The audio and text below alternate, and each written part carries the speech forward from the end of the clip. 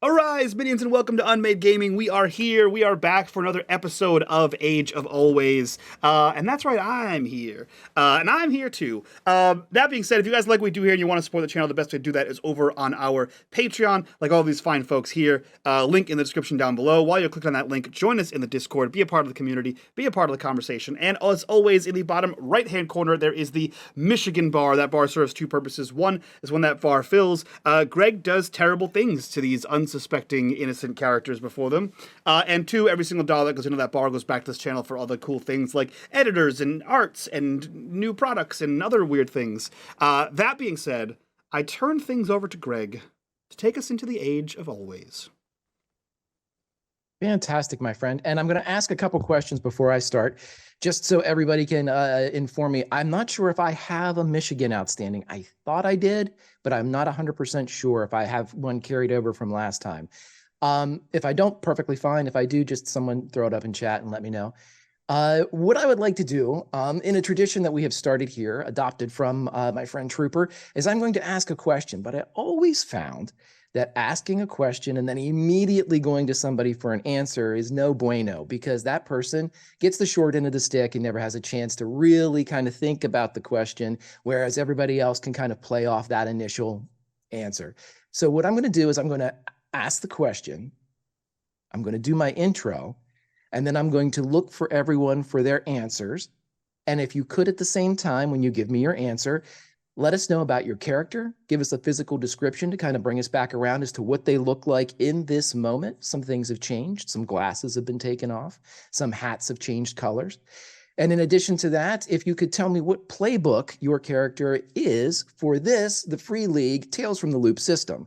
So if you could tell us both the physical description, your playbook, and the answer to the following question. If your character could see, talk, interact with one other person, who would it be? Now, we've asked this question before, but I want to see if it's changed or if you're doubling down on this one person that you could interact with. Now, there are a few limitations, but that's very broad.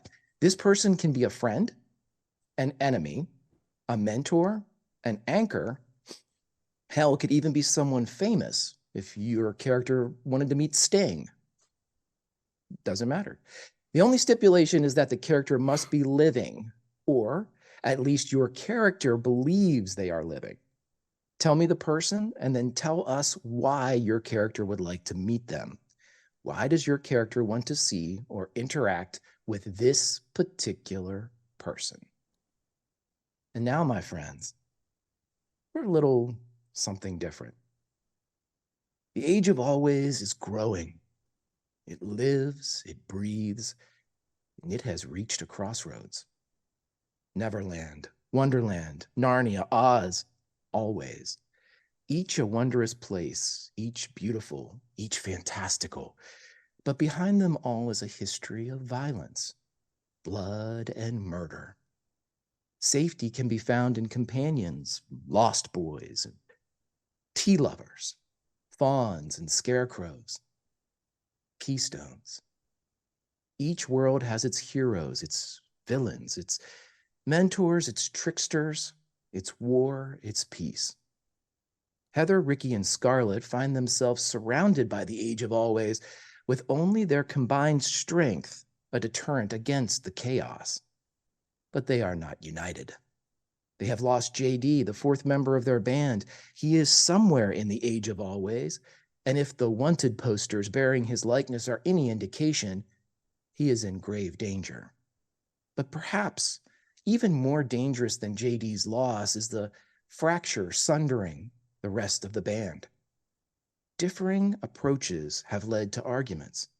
Arguments have led to lines being drawn. Wars begin with lines being drawn. And if you are not very careful, you will find yourselves on opposite sides, staring at those you used to love. So what will it be, travelers? What chapter will be added to the story of Always? I, for one, cannot wait to hear. Welcome again, one and all, to Atari Twilight, The Age of Always, Episode 6, Cardinal Points. And so, my friends, Let's answer those questions about who you would like to talk to and why, what you look like, has it changed, and what playbook do you have here in Free League's Tales from the Loop system. Let's start with Melissa. Heather Jones is she's such a weirdo. So I'm going to answer the question first. And I hope that, I don't know if this is what you were intending, but I'm just going to answer it. Heather would like to talk to Scarlett and Ricky. Why? Oh man, I'm just getting a little touched up just thinking about it. Because even though they're here, they're very far away. I think that is a very accurate statement considering the current atmosphere of the group. Yeah. So what does Heather look like? When we first met Heather, she was a gangly youth growing into her body. Her ligaments didn't quite connect, so she kind of was a little bit disconnected and found it difficult to move with any measure of grace. She wore large, oversized clothing, dark usually. She had some strange idea that you can walk around in black clothes and people wouldn't be able to see you, even though maybe it makes you a little bit more obvious. And big 80s style glasses, But last episode, the glasses came off because she realized in the telescopic vision world of Age of Always, she didn't need them anymore. And, I think in the year that she slept in the tree, she grew just like everyone does. And, her ligaments were together. She's been running around, so she's healthy, got a good muscle on her, good muscle tone. And she grew into those clothes that she's now been wearing for over a year.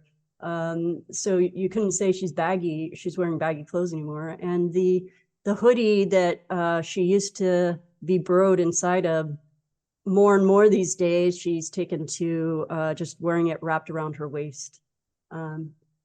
So that's Heather. Despite the best efforts of a Peter Pan, everyone grows up. Chris, same question. I am playing Ricky Lewis. I'll start off with who he is. So Ricky's playbook is he's a class jock. Ricky is a fairly tall, well-built kid, bit of a farm kid, pretty dark tan, wearing a brown jacket and a very, very white cowboy hat sitting atop his head. To answer your question of if a character could see or talk to someone else, who would it be? I think for Ricky now, it would probably be his father, Reggie Lewis. His father's always been his rock and a shining beacon to him on who you should be and what you should believe. Ricky's away from that, in a strange place, in a strange world, surrounded now by strange people, with only a few of his friends left with him.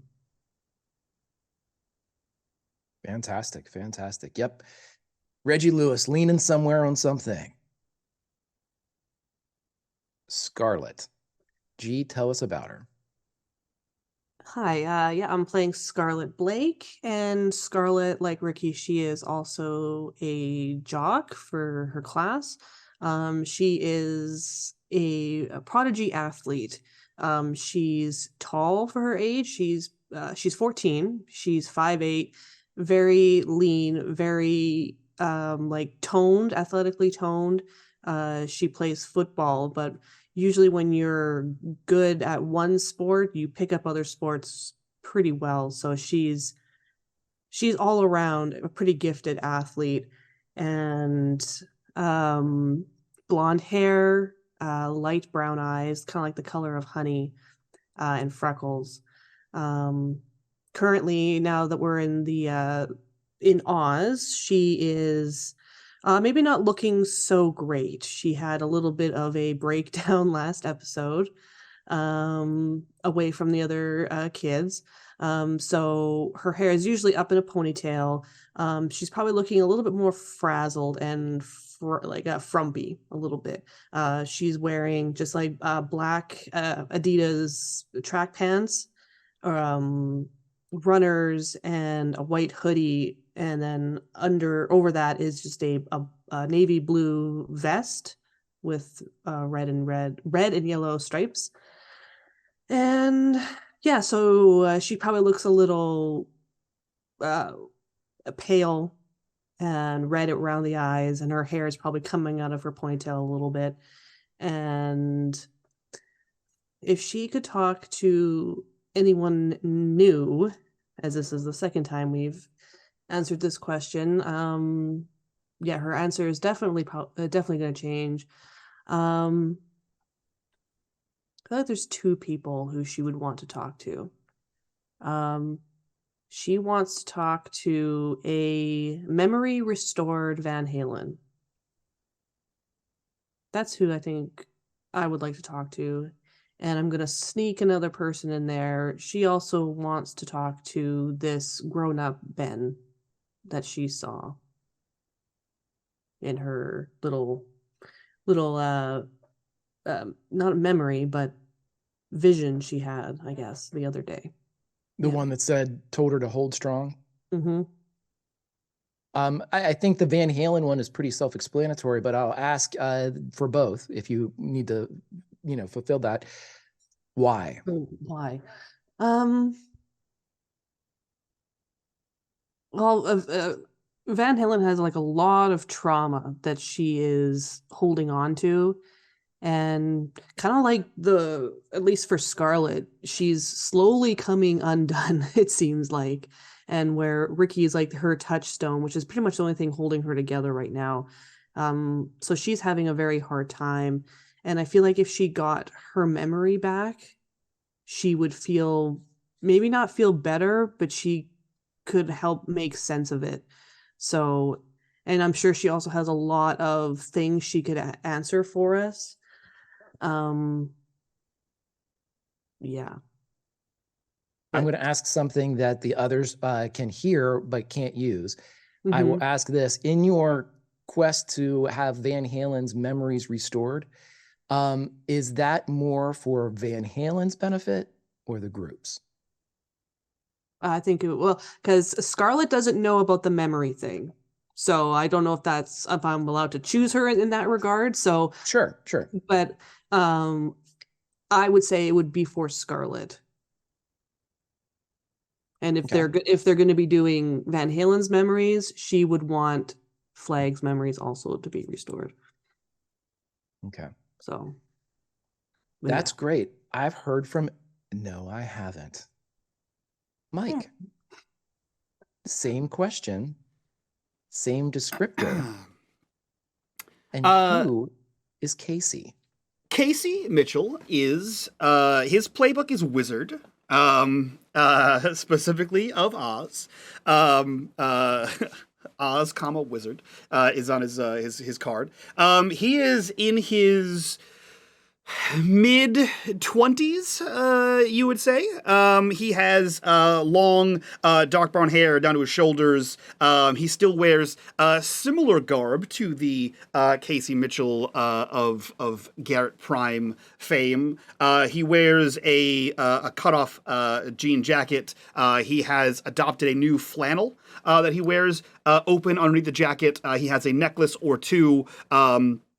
And he has a little bit more of a teen beat look. He has come into his own as far as instead of a greasy trailer park kid, he seems to have filled out in places that needed filling out, and he seems to have come into his age in the last 10 years since anyone saw him, 10 or so years. If he could speak to one person, and Greg, I'm going to give you the answer, but I think for reasons, I might have to opt out on why. On the why. Okay, and I'll let everyone muse about that. Casey Mitchell would like to speak to one person more than anyone else, and that person is Christopher DeWitt. Mm-hmm. Fantastic. And I love so, my everyone's friends, face. Just gif everyone's face, please. Tell us fantastic. why. Nope. Mike said he didn't need to. There's So a I will reason. honor that, I and we'll go on from there. I just want to add before you go on. I remembered this from the penultimate episode of Rollout when the Keystones and the Autobots separated and went their own ways. When Scarlet said, "Oh, good luck in the loop. Watch out for booby traps," and Mitch said to her, "Good luck with your wizard shit."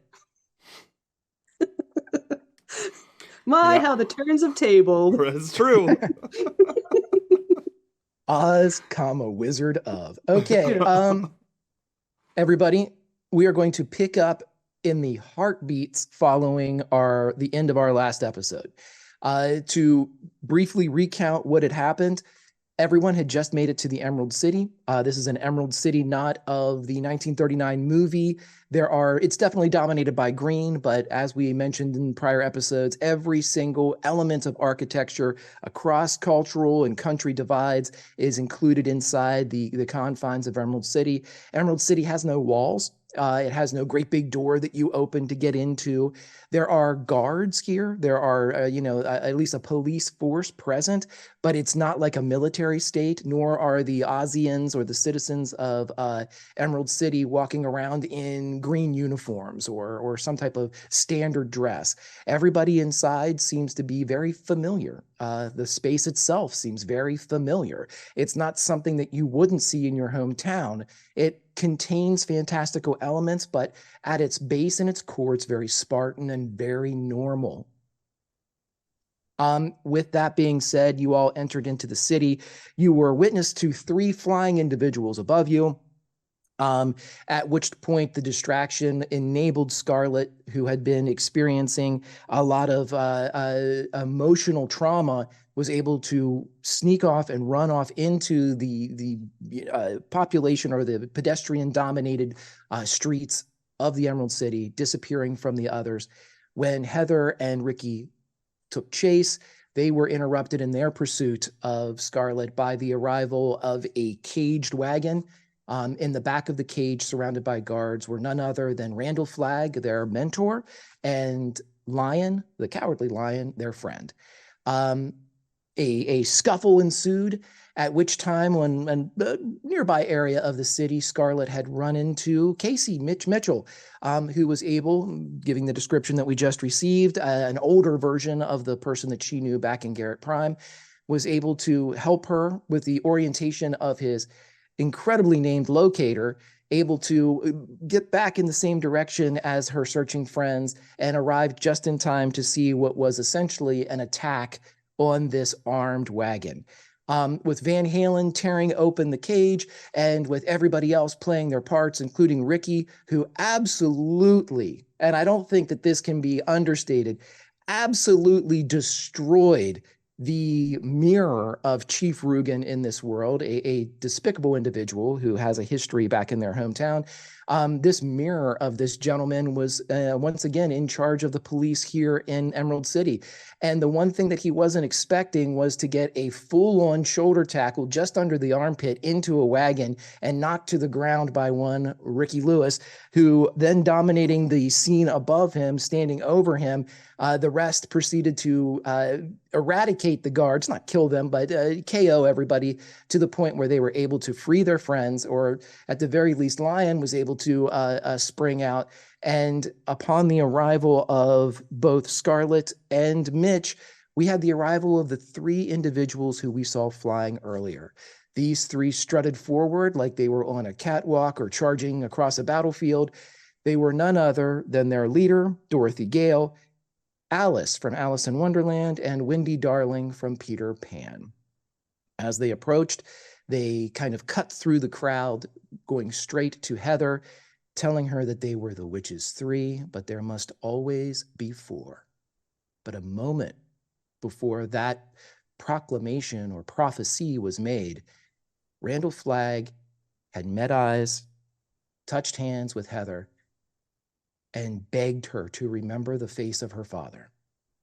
For here in Emerald City, it seems that only remembering the face of your father or the face of your mother is what keeps you centered, which keeps your compass pointing north. It gives you a heading, it gives you guidance, and it keeps you you. My friends, these are the moments following that very indication and proclamation of prophecy and statement. And as you are all surrounding this police wagon, as the whistles in the city are still going, though not originating from this area, as Chief Rugen referred to Mitch as, or everybody referred to Mitch as the wizard, it seems that whoever is in charge is in fact already on the scene. But here, my friends, in this moment, as Chief Rugen begins to pull himself up, what do you all do? So he's starting to stand up. He is, yeah. He grabs hold of the side of the wheel on the wagon and pulls himself up, hoisting his kind of his. He's got a gut on him, but as Chief Rugen has always been described, he's where his belly is a barrel, so too is his chest, and so too are his shoulders. He is the proverbial fire hydrant. Can we pause 1 second, because I want to go to the second before, because as we're going up, because I just need 1 second in time. Mm-hmm. In our time, I need maybe 2 minutes, but in this, sure. I need 1 second in Age of Always time. So Heather is standing there between Randall Flagg with the Witches 3 on the other side of her, and she is gazing in awe and wonder at Dorothy, Wendy, and Alice. She immediately recognizes them. She doesn't need to have any sorts of introductions. This is very similar to the way she kind of instantly recognized Randall Flagg when she first encountered him on the road to Grayskull. Because for her, even though that she read about them in books, for her, they have always been real life. Like Flagg, the antagonist of her favorite novel, he's always been like the epitome of a villain. But these three were entirely the opposite. And it's better to say that for these girls, they were as close to her heart as maybe best friends and family, because for years, when Heather had no one else and no other type of guidance, these were the girls that taught her what to value in life and what to strive for, right? She would credit them for being the ones that could help her charge through, even though she was terrified, or even be willing to accept an adventure, even though life had been always a very frightening experience. The lion's courage that she so much admires in Scarlet, and the Tin Man's heart that she sees in Ricky, and the Scarecrow's brains that she so much appreciates and tries to emulate in JD. These were values that were like front and center for her in each of those stories, even though represented in different ways, right? And so I guess you could say that these three witches are everything that she has ever wanted to be. But then as she's looking at them, she sees the broom that Dorothy has sheathed behind her back, and she recognizes it as very similar to the one that we see when we're first introduced to a wicked witch in The Wizard of Oz. And it's that like one negative association that allows her to break free of this. And she remembers the lion cowering in the cabin and on the road here to Emerald City. And then she remembers the lion's warning, also repeated by Flagg just seconds before. And she recognizes that when they were on the road that she made a terrible mistake, because she was so upset she allowed herself to be, I don't know, stupid. She should have said something, right? She should have said, hey, actually, this is a risk, y'all. I don't have any memories of my parents. I don't know my father. And maybe they would have made a different decision. And yet now, because she was angry and she was impetuous and she didn't reach out to her friends, they have now entered the city, and maybe she's put them all at risk. She doesn't know, you know. And so with that, her brows furrow and she shifts with intent to the side, very now clearly standing between the three witches and Randall Flagg, and she reflexively puts her left hand on her shoulder over where Flagg has put his own hand, and then she raises up her sword to the side, creating a blockade between the lion and the witches. And she says, these two are under my protection. And she says, now looking at Dorothy Gale and asking her the same question that Dorothy was first asked by Glinda. So what are you? Are you a good witch or are you a bad witch? With that, as that comes out, that question hangs in the air, but I want to give Scarlet a chance to do anything as Rugen is pulling himself up, just as that question comes out, are you a good witch or a bad witch? Yeah, before he can even like lift himself high enough to like stabilize, she turns to him, and it's maybe it's kind of like object permanence. No one ever notices that she's wearing her twin gun rig unless she's holding the guns in her hand. And this whole time, like, Mitch never noticed it, sorry, Casey never noticed it, no one ever noticed it. But as she turns to him, she reaches down with both hands, and as she reaches to her bare hips, the guns are suddenly there, like they've materialized out of nowhere. And she pulls both of them and points them down at him. And she says, "Stay down." He does. And she'll just hold that, and she'll just like glare at him. And that's all she does. So in this moment, as the twin gun rig appears and Scarlet pulls forth her firearms, holding them point blank range, basically at Chief Rugen. Rugen, not a stupid fellow, sees the incredible disadvantage that he is in right now, not to mention the incredible danger. And without the look of irritation, an eye roll, you know, the strengthening or the hardening of a jaw, he simply freezes where he is. He doesn't raise his hands. He doesn't offer a passive posture. He simply stops.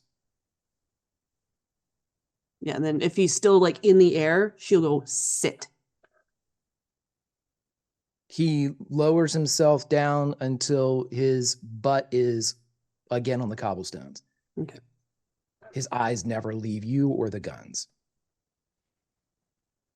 No one has to roll for this. Ricky, you're probably the closest to hear this, but Alice Pleasance and Wendy Darling are a little bit back from Dorothy Gale. And Alice, who has shrunk back down to her normal size of 5 foot something or other, her long dress used to cover herself when she grows, training behind her like a wedding dress.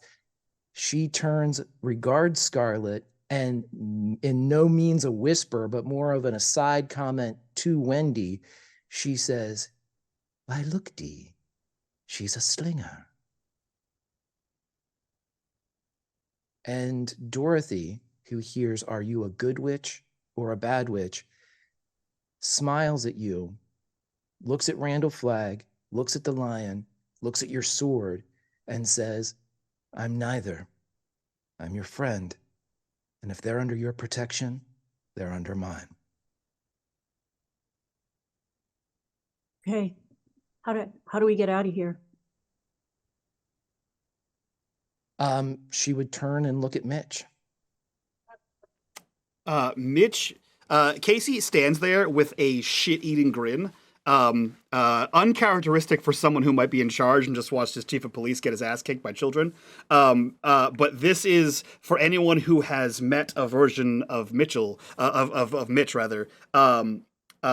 This is that level of excitement he has when it's when he shouldn't be excited, when something should be terrifying or deadly or awful, and he's like super amped up about it. He has the same grin as he watches this unfold, as a literal child points guns at an adult who just got his ass kicked, as there's a sword, like all kinds of shit. He just sits there and looks around, and for a second he pauses on Ricky, waiting for something else fantastical to happen.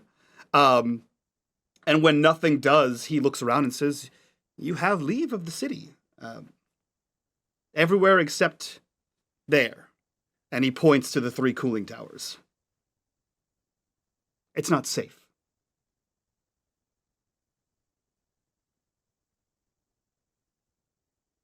Van Halen climbs down from the wagon now that Lion has sprung from the hole that she created and is up against, back to back with Heather. Van Halen would drop, and if Heather would allow her to approach, I'm assuming she would, Van Halen is going to kind of take the other shoulder of Heather. So they're creating a wall. Van Halen, who has never been a fan of Randall Flagg, stands in defense of him at this moment. So what's Ricky doing? Ricky is not moving. He is standing there with his bow in his hand. It's half drawn. It's not quite all the way, an arrow notched, and he's just standing still. His eyes are the only sort of thing moving. He flicks between Scarlet as she moves up, the 3 witches as they speak to each other, to Mitch as he talks, but the whole time he just stands perfectly still, waiting for something to change. Your mention of your knocked arrow reminds me that one of the guards is weeping as they have the tip of a broadhead in their knee. It's again, this is Tales from the Loop, so we're not going to get the maiming anybody or anything like that. But this is while it's not a life-threatening or debilitating or a wound of permanence, it's enough of a concern when you have a quivering arrow sticking out of your knee that warrants a few tears. And so this guard staring at his knee is weeping.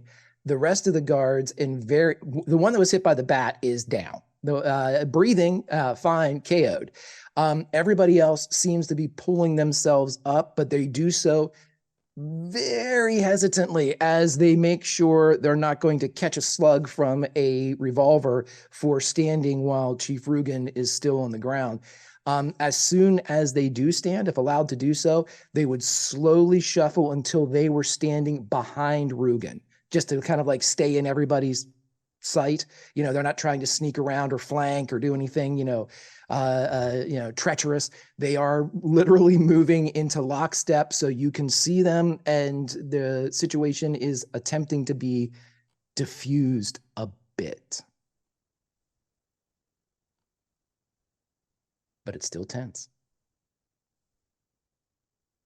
Yeah, and Scarlett's not going to say anything. She just flicks her eyes to Heather because she seems to know these women, and she just bargained for their freedom, so she's standing close to Heather and just cuts her eyes over. So we can just take him out of the cage and walk away? She's looking at Casey. Well, I do have a few questions for him, but I mean, it does seem to be a bit of a miscommunication. Interesting that you all are friends with who's arguably a terrorist, but you seem like good kids. Okay. Well, then we should be going then. Let's head out of town. And then we won't have to trouble you anymore. Oh, you're no trouble to me. Dorothy looks at you, and she goes around to the back with a look. She's still looking at Casey, but she opens the barred gate on the back, even though there's already a hole sundered in the cage. She kind of swings and slides open the portal in the back of the cage, giving Randall an opening. She then kind of looks over at the other two, Wendy and Alice, and Wendy and Alice both nod. And Dorothy says, "There's no reason for you to leave. You can stay in our place and under our protection. And she looks again at Mitch. Again, there is a deference of respect here. It's not something that she's just coming up with. It's something that she's kind of in the moment of stream of consciousness, kind of running by Mitch for approval as well. They can stay with us. There's a subtle nod. Okay. They can stay with us, all under our protection. You are not prisoners, and we will bring Flag with us. He can stay in. And with that, Alice kind of perks up a little bit and lets it go. You can see there was something on her tongue, but she didn't say it. And Dorothy looks at Heather, probably looks at the side of Scarlet, who I can only assume is still, just absolutely zeroed in on Rugen, and then looks over at Ricky. And I'm not making you all roll for this. This is heartfelt and honest coming from Dorothy Gale. You will all be safe. I give you my word. If Ricky needs to move his head, he would in this situation, but he would look to Lion. How is he reacting to what Dorothy is saying? I'm going to need you to make an investigation for this. And just to clarify, this will be a guaranteed fail because of conditions. Oh, actually, maybe not. I'll have one die. Look at that. Oh, ye of little faith, Christopher. Meant to be. Look. Meant to be. Ricky said, "Fuck these conditions." Apparently. Look at that. Through upset, through scared. Very minimal dice to begin with. You've got one, and you made it. As everyone else said, meant to be. You look over at Lion. Lion, it's very difficult to kind of get, the constant for Lion is trembling and afraid. So that you kind of got to push away what you normally see from Lion to see if there's any differences in that approach. Always afraid. Now, what's beyond that? What are the ways to? It's almost like Groot from Guardians of the Galaxy. At some point you can read and understand what is actually happening with these, and you're getting there. Ricky, you've spent enough time around Lion that you're starting to understand the nuances beyond fear. And so as you look, you realize that the thing, and I'm giving you, even though this would have been a 2 successor, I'm giving it because that was a hell of a roll. You see that Lion is very suspicious. There's a narrowing of the eyes despite the fear trembles that are going on. Lion is very intelligent. He's highly intelligent as far as being able to read people, because it's like a defense mechanism for him with his fight or flight. And you see him narrow his eyes at Dorothy. But when she makes the statement, "You are under my protection, nothing will happen to you, I promise you'll be safe," you can see relief on the face of Lion. And with the second one that I wasn't going to give you, but I'm going to give you, you see hope.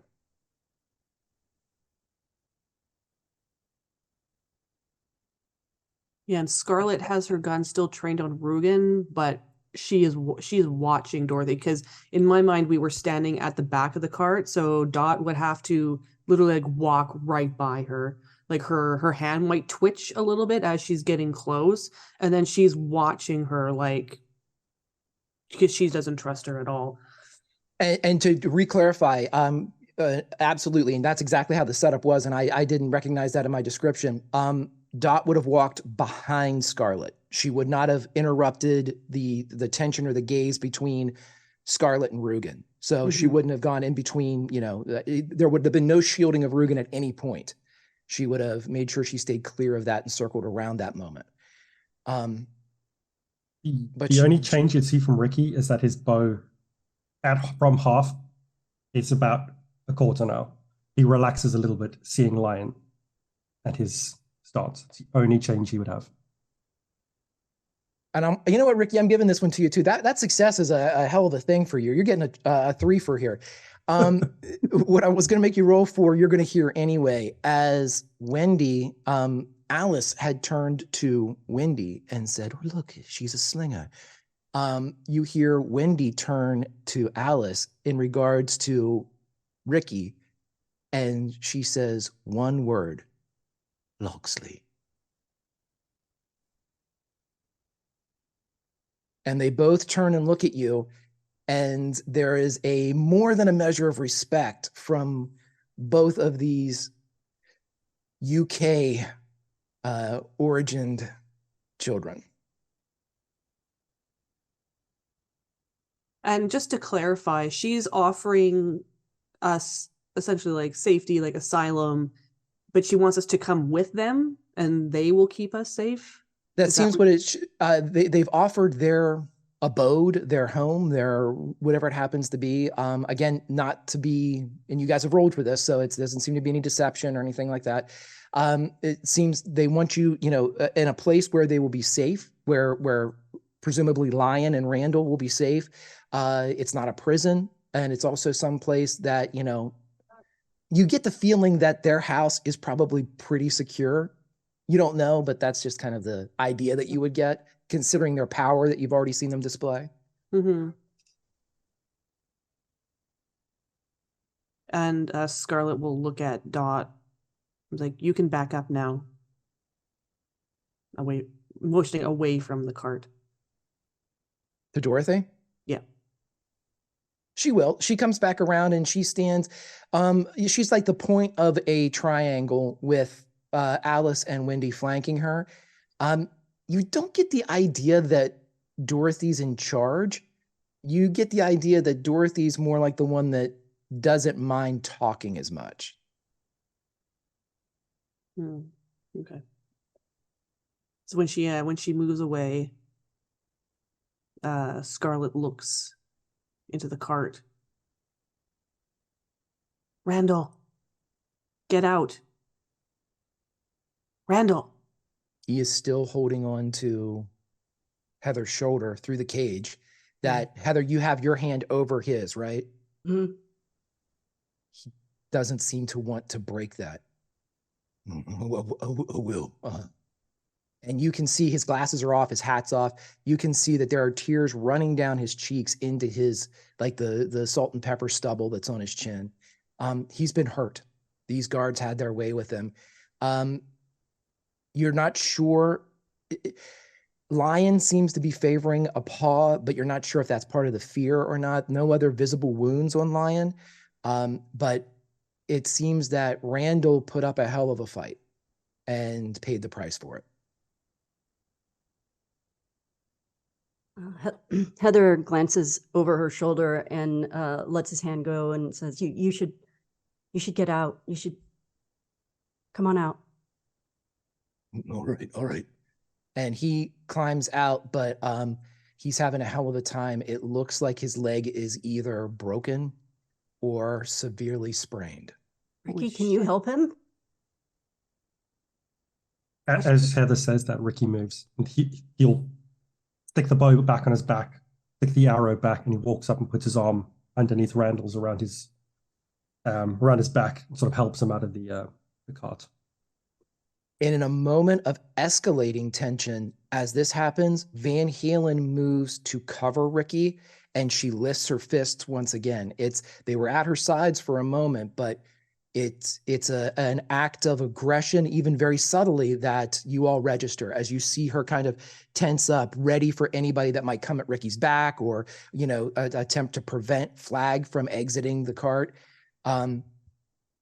She seems very resolute, if that makes sense.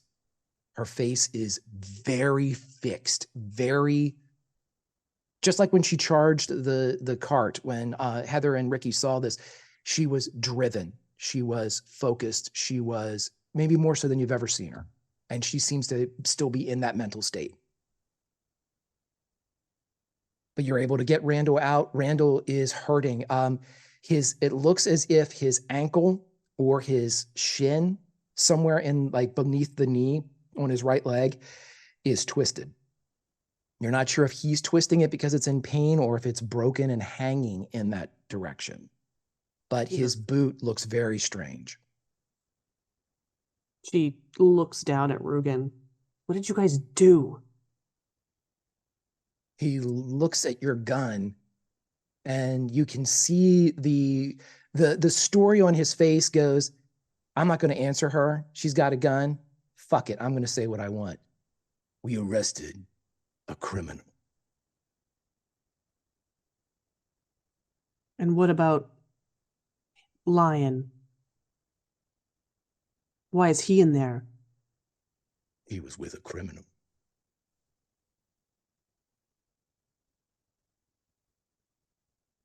You guys can go now. Rugen looks over at Mitch. Mitch, again, still has that shit-eating grin.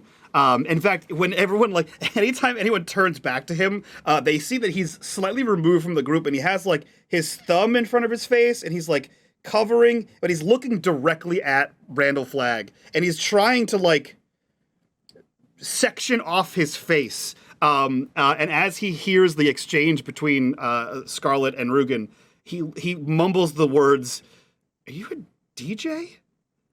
Sorry, you can go." And he waves off Rugen and looks to Scarlet, who still has the guns out, and says, "In his defense, he is a criminal, wanted in basically everywhere.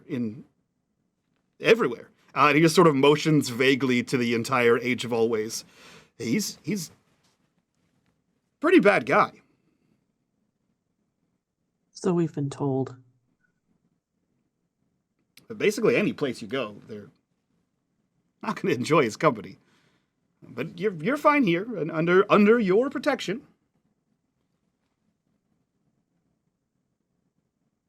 Randall would move up with Ricky's help, would move up behind Heather and put his hand back on Heather's shoulder, but this time from the outside of the cage.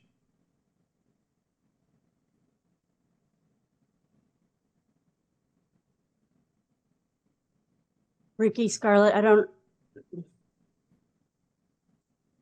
know what you think we should do, but Van Halen, maybe we should get everybody somewhere safe so that we can, I mean, they have some health problems, right? Like we have to, I don't know what's wrong with his leg. Ricky leans closer because Randall's got his hand on Heather's shoulder. He leans a little bit closer and just says as quietly as he can, "Look to Lion. Seems to know." And Heather looks down at Lion. I'm not going to make you roll because, again, Ricky's getting a hell of a lot of use out of that one success. In Ricky telling you, directing your attention to Lion, again, you have the same type of reaction, especially when told to kind of look beyond the normal. And for a moment, Lion looks at you through the trembling and the fear, looks over at Dorothy, looks back at you, and subtly nods. Okay, Miss Gale, can we go now? Alice and Wendy erupt into laughter when you say Miss Gale. They are, Wendy, it has to be held up by Alice, Alice is holding her up as Wendy's hat comes off. She's laughing. Oh my God. And Alice is going, "It's so unbecoming." And she's laughing too. Just stop. Miss Gale will get so upset with us. Come. And Wendy finally stops and puts her hat back on, tears streaming down her face. Across the wave tattoo dominates half of her facial features. And Alice looks at you, Heather, looks at Scarlet, looks at Ricky, nods, and you see her start to grow as her body stretches until she's 25 feet tall.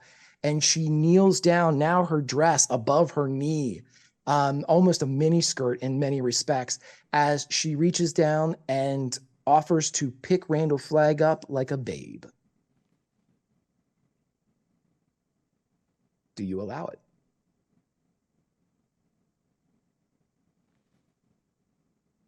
Anybody try to stop her, or she picks him up? Scarlett's not happy about it, but what the fuck is she gonna do? Yeah. Ricky's kind of holds on for half a second too long, so she feels like a bit of resistance as he lets him go.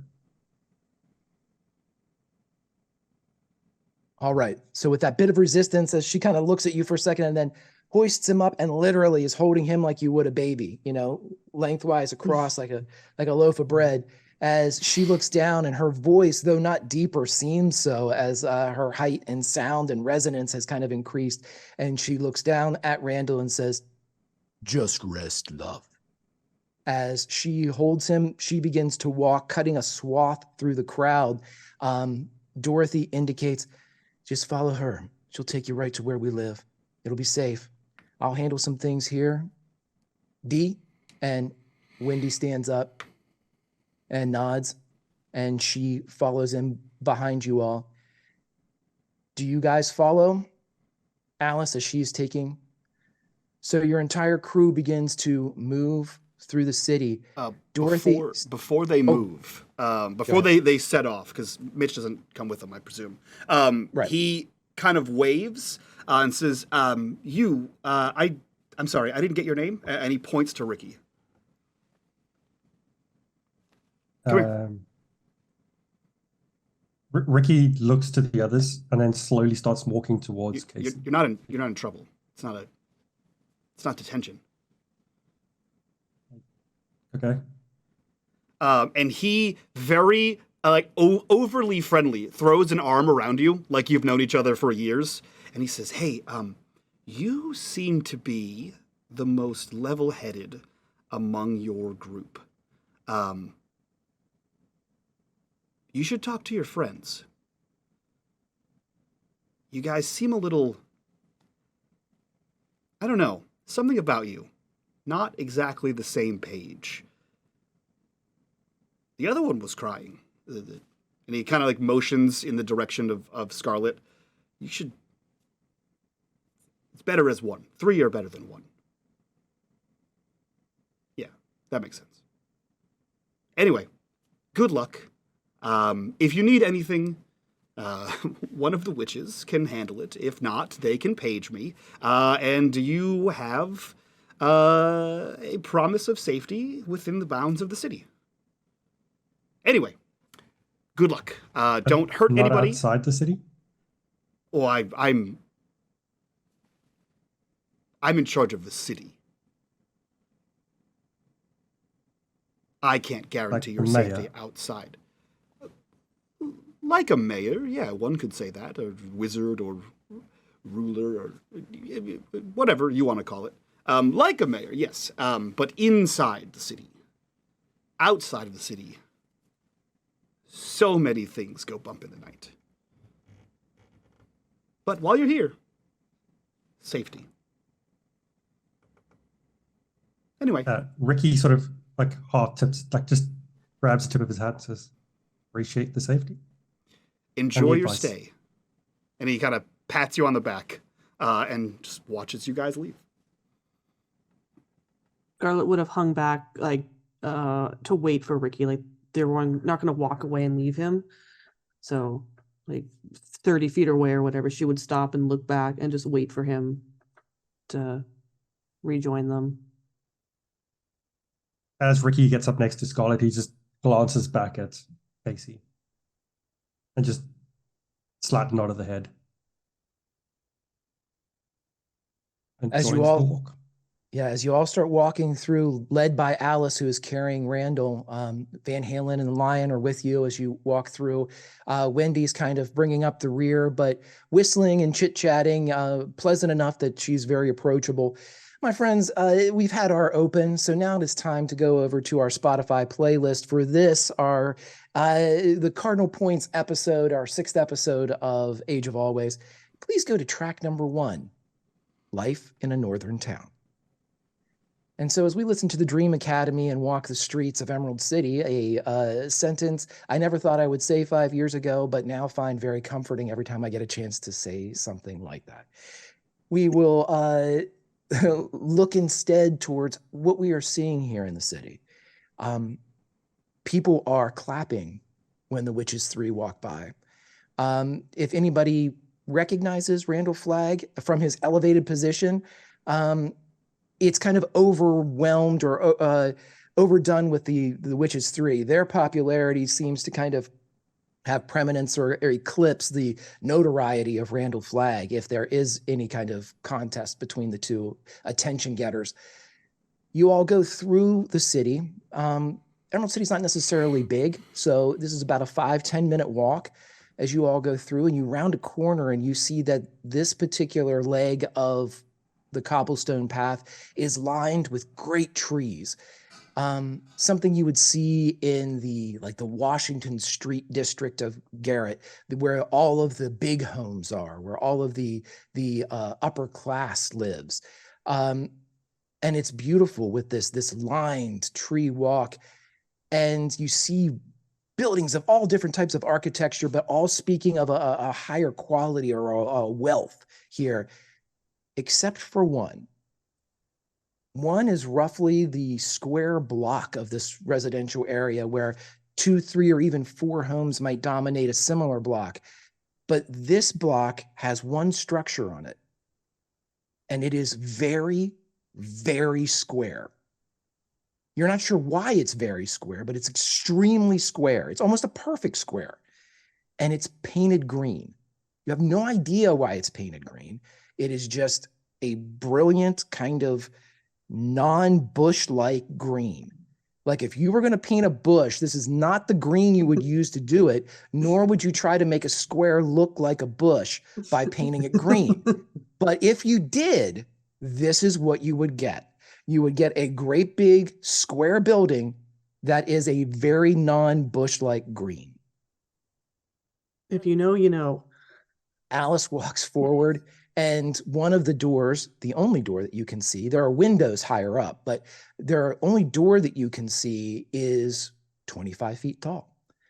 Alice walks forward, and she kind of shifts, much like a mother would who is in the process of cooking, or a father who is also trying to grab another child. They would one arm the babe, and you see as she reaches up and opens the door, and you can see the first line of defense for the Witches 3's home. You're pretty sure only Alice could open this door. As she, and it opens and kind of drags along the ground, and it's a struggle a bit for her, but not to the point where there's ever a question or a doubt as to whether or not she can get it open. She opens it all the way and kind of gestures for everybody to walk inside. Before they walk in, as they're like approaching, maybe Scarlet would step up next to Heather, and she would say quietly to her, "Did they hurt you?" Who? The guards. That guy grabbed you. Or Yeah. I mean, yeah. And then the other guy was coming up. Are you okay? I mean, I'm fine. I'm fine. It's nothing big, like just a bruise, maybe. I don't know. He was kind of a jerk. I didn't do anything. I didn't attack or anything. I just was going up to the bars, you know? Mm-hmm. Yeah. I didn't mean it. I'm sorry. Mean what? I didn't mean to get us all into a fight, not the other fight, with the guards. Oh. But I think that would have happened anyway. Though they're not. Rugen is their chief of police. That's just trouble waiting to happen. I'm sorry he grabbed you. Okay, I'll be all right. And she nods. And after Rugen had left, she would have reholstered the guns, and then the rig would have just vanished from sight. And yeah, when Heather says that she'll be all right, I think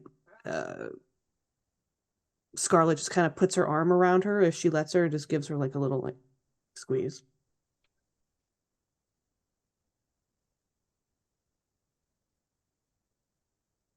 Heather would just lean in slightly, but then she would withdraw. Yeah, it's not gonna be. It won't be like a lingering hug. It'd just be like a hug, and then she'll let her go. As presumably you all walk in, I will give you a bare minimum of what's going on inside the square. This is the home of the Witches 3, and as soon as you walk in, it is, for as odd as it is outside, is as majestic as it is inside. This is a place of hardwoods and marble. It's not a rush or a kind of a mishmash of different styles. Even though it's not haphazardly done. It's almost a flow as you see these something that you might see in the upper echelon of British society. You know, marbles and intricately woven metals into artwork on the walls. Coupled with hardwood floors and walls that speak of a hunting lodge more than it would speak of, a manse or something of that nature, but it all works. And there seems to perpetually be the sound of wind and rushing water, even though neither is really present here. You don't feel a breeze. You don't see a source for this running water. But it seems to have this pleasant, otherworldly quality that you can only identify with one word, which is peace. My friends, as soon as you enter into the square, as we were going to go ahead and call it, the square acts as your hideout. And so here at the square, much like the cabin before, and of course your official hideout back in Garrett, this is where you can lose conditions. So everybody, if you would like to at this time, which I'm assuming you all would, please take away your conditions as you walk into your hideout for some much needed downtime, some much needed rest and relaxation after a very tense past couple days. And as you walk in, you will each be shown to a room. Each of these rooms have beautiful high ceilings, 4-poster beds, and they contain new clothes. Now, these are not the clothes that were left by Randall, which Randall said, oh, I've got a sweatshirt, or oh, I've got this, which if you haven't, I'm sure you all have, these are the clothes that were left over from the children that came here before you. In addition to that, the clothes that are in each of the rooms here in the square seem to be brand new. There are gowns and adventurer attire and denim jackets and anything that you could possibly think of, or anything that you've seen somebody from the Age of Always wearing, or anybody in Garrett, or anybody ever. There seems to be some element of dress here that you could pick. So what Greg is trying to tell you is, whatever you want to dress your character in or not dress them in, keeping your own garb on is perfectly acceptable, you may have it. So if there's something you wanted to add to your wardrobe or something you wanted to augment, let me know. You may do so. You don't even have to ask. So if your appearance changes and you want to, or you want to add something, go ahead and do it. But before you all walk in, this is what you will see. And as Scarlett and Heather go inside, Wendy goes inside, Alice takes Rando inside, the Lion goes inside, even Van Halen goes inside. I want one more investigation roll from Ricky. And I'm going to allow you to keep your modifiers or your conditions off for this. Technically, you'd still have them. You can keep them off. Thank you. I'll take that. Investigation. No successes. No successes. So I assume you don't want to push. You can if you'd like. I know that you're just getting things back, so it's totally up to you. I will allow you to do or do not, whatever you would like here. Luck is still not back. You'll get luck back whenever I tell you. It'll be very soon. You'll get your inspiration back or your pride back as if you've spent it soon, but time is going to pass. We're going to have a bit of a time jump. Let's push it, Greg. Let's do it. Still no successes. 6 die, no successes. Just take exhausted as you get that back on your system. And because I am a huge prick, I'm going to go ahead and do this. You go inside and Alice deposits Randall in a room next to all of you all. It's identical to the rooms that you're all in. She then goes back and pushes the great door until it comes closed.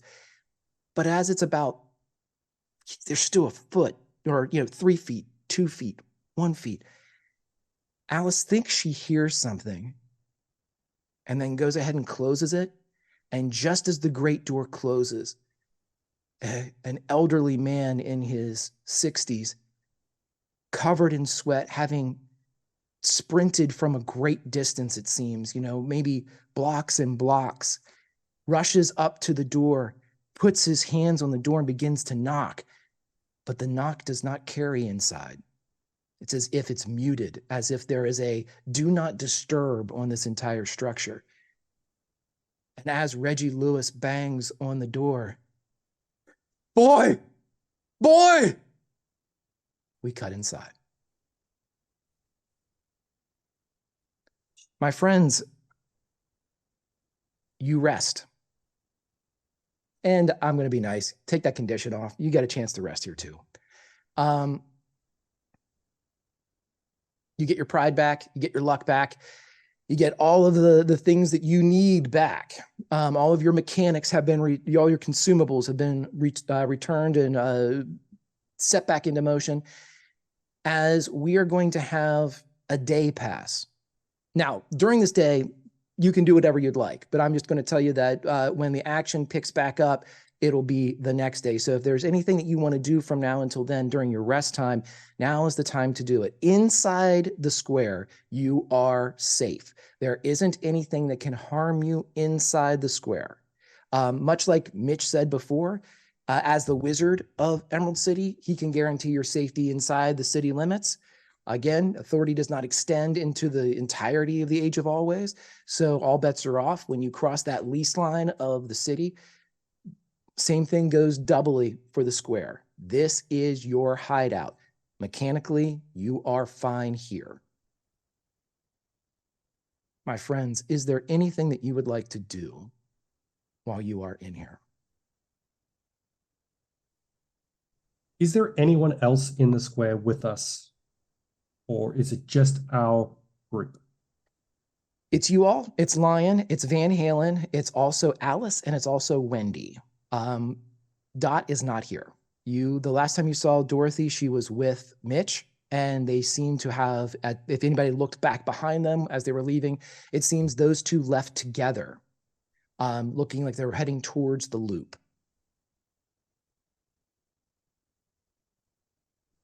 Does Flag get any medical attention?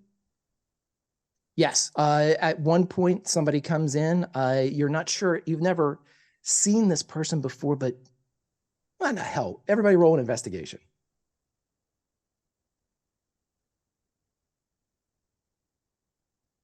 Two for Scarlet. Hey, Ricky, there it is. Yeah. You all recognize this person as being a member of, you see the face. The face seems similar to you. You're pretty sure that you've seen them before in Garrett. They're an EMT. In fact, if any of you remember or had read the paper when Ben's mom died, you would remember seeing this woman's picture as being one of the first on the scene. But she comes in and sets Randall's leg. It's put into a very odd looking H contraption. It's like a band with two rods on either side. And as soon as it's attached, Randall can stand. He doesn't seem to limp. It just seems to be, she smiles, she's pleasant. Knowing who Randall Flagg is, it doesn't seem to affect her professionalism.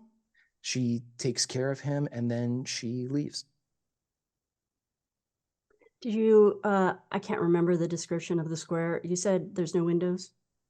There are windows, but they are very high.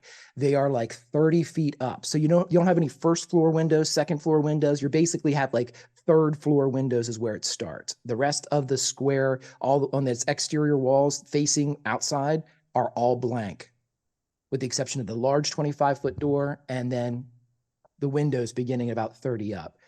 And there are like 3 rings of them. The whole structure is probably about 50 or 60 feet tall. It's big. Are they in the same room, or are we looking at like we're in a room and it's 40 feet high? No, yeah, the rooms themselves are both, there'd be grand rooms with like 10, 12-foot ceiling type things. They're each individual. Nobody has been put in a room together. Lion would have come into Heather's room, you know, with the idea of staying. And of course, Van Halen, with the way that you all have been sleeping in the past, sort of doesn't state that she's going to be there, but would kind of linger around until Heather either said yay or nay for her to stay in the room too. But beyond all of that, it's each of you have your separate rooms. There's almost a middle area that's open, like a courtyard that extends, and you can see sky. And the ring of the square is where all the residential areas are. Yeah, she of course invites Van Halen in to stay with him. I have something that might happen later after they've rested and come back together again, if no one else has anything. And yeah, to further clarify too, Melissa, all of the rooms are on the 3rd floor, so you all have windows. You're not in caves or anything like that. You know, obviously, they are thought of entertaining when they put their guest quarters up. So you all have these grand windows that kind of open out into the city. There's balconies for each of the rooms that you were given, but they're high. Like if you were to jump off them onto the ground, you're going to get hurt. And it's also a safety thing. It would be very difficult for somebody to get into the square, if not impossible. All right, so I imagine there's a point where they come together again, and let's just say it's in one of their rooms.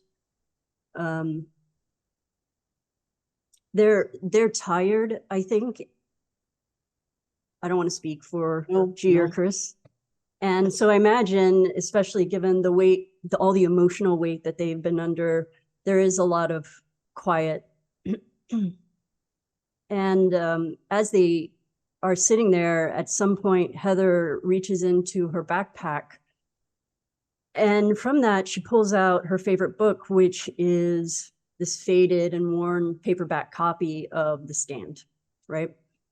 And she carefully fans through the pages and then opens it to a specific page.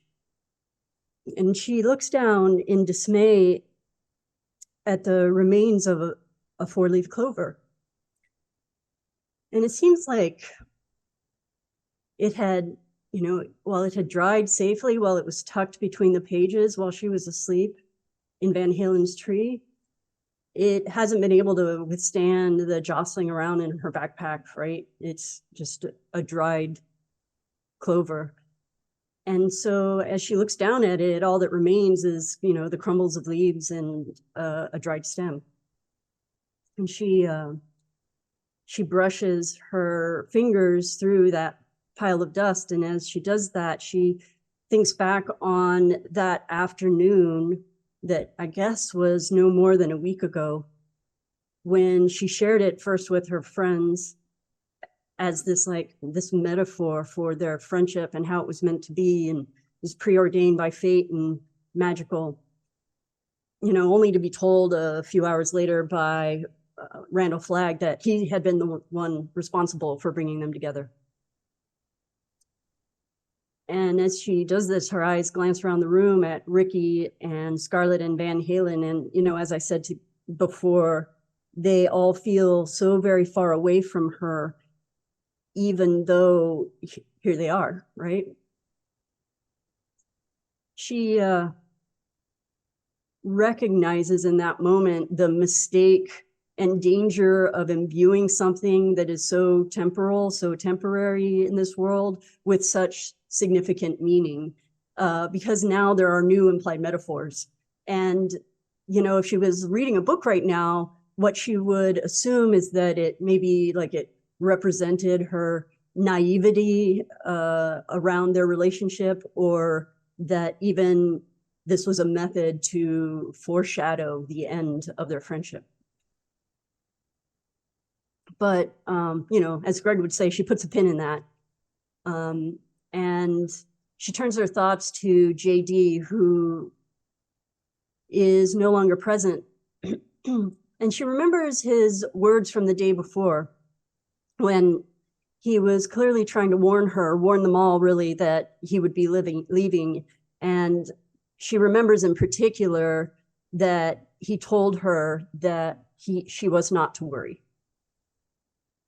And it's with those reassuring words echoing in her mind that she raises the book up to her lips and she blows the dust of the four-leaf clover away and out the window. Now, she's been told she's a witch, which seems interesting, but she doesn't really know how magic works, right? And clearly magic, it didn't work for her before when she tried to use it. But she tries again, and she holds tight in that moment to the memory of receiving the clover in the first place. You know, maybe this was even the first time that she can remember having been given a gift in friendship. And so she like grasps onto that like bright recollection. And she wills the fragments of the clover to be lifted up by an updraft and carried into the atmosphere. Maybe carried away to a friend who might need them. And then after... Go ahead, I'm sorry. And then after a moment's pause, she repeats the words that JD had said when he gave it to her. With a little bit of luck, I hope you're right. Roll a D12.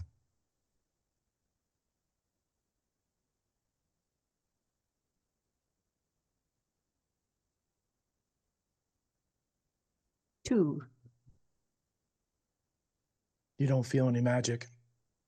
At least not like the times at the waterfall where you were lifted and part of the dance.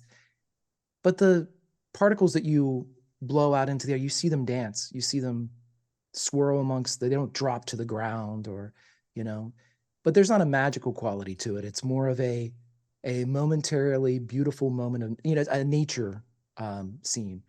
You see the wind catch it and the small, almost dust-like fragments are dispersed almost immediately. The stem drops, but then is caught by the wind before it leaves like the balcony where you present this. Not sure how that would make Heather feel. I certainly don't want to suppose or take away any agency, but it's not fantastic. It's what you would expect to happen.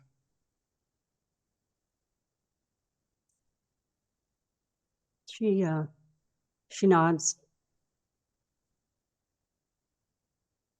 And then she turns around, facing away from the window and towards the room, and she just speaks out into the emptiness of the room in terms of its silence. I was wrong. She waits a moment for a response from the others. I think Scarlet would have been sitting there, not doing anything. Maybe like picking at her nail or something, like at her cuticle, sitting cross-legged on a lounge chair or something like that. A plate of half-eaten food sitting next to her. And when she hears Heather, she looks over. What do you mean? You know, a week ago when I said that we were fated to be friends, I know now that was a childish wish. And I know we all know that because Flag. And then she like looks over at Ricky and she says, Mr. Flag has already, he'd already told us that he had brought us together. But, you know, I was thinking about that. And even though Mr. Flag brought us together, that didn't mean that he made us friends. And you know what I think? I think that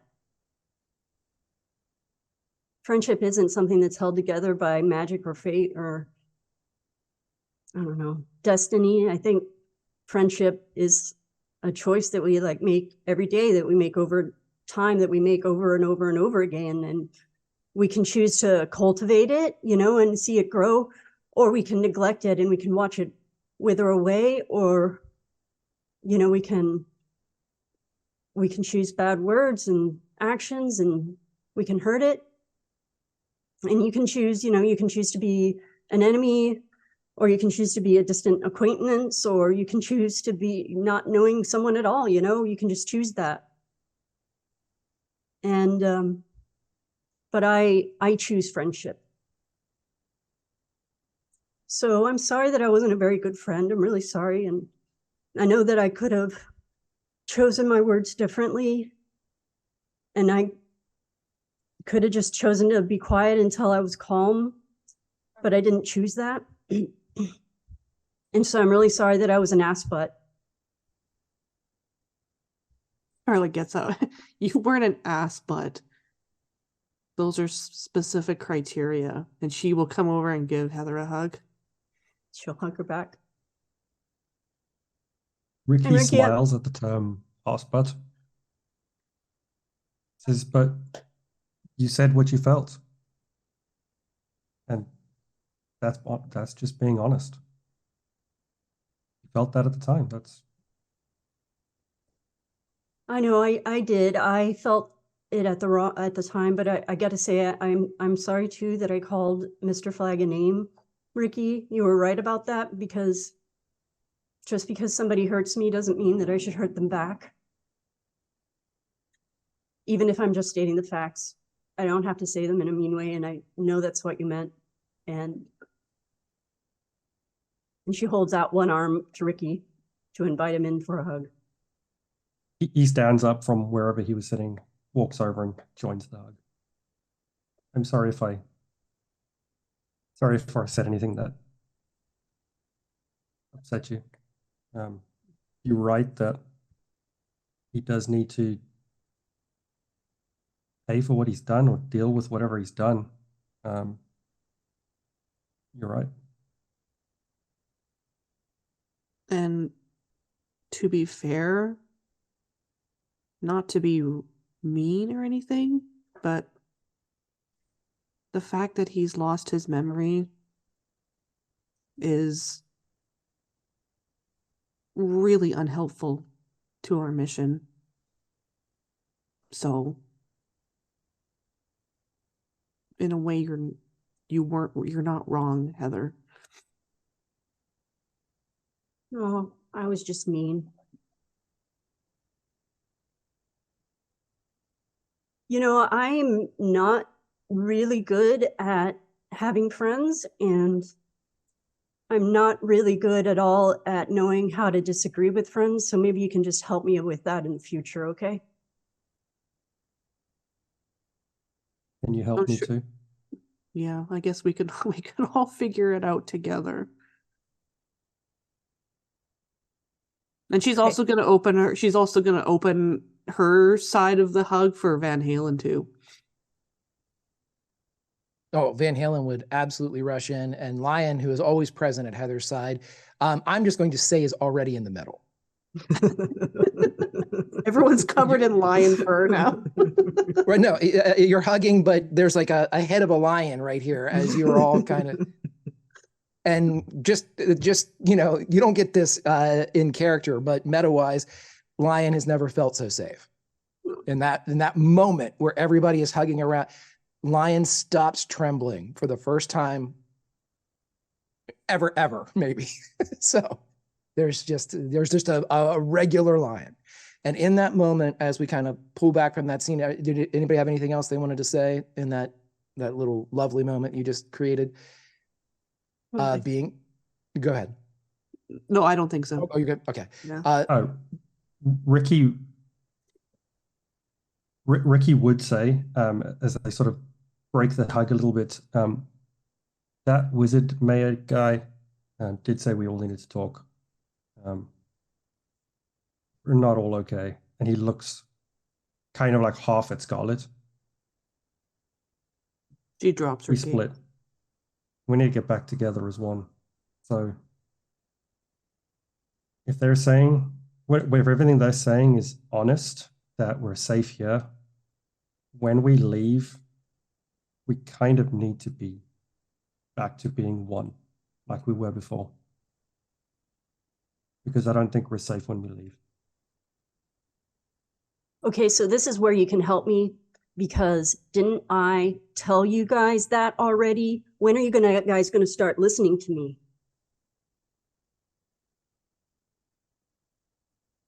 Ricky also looks down.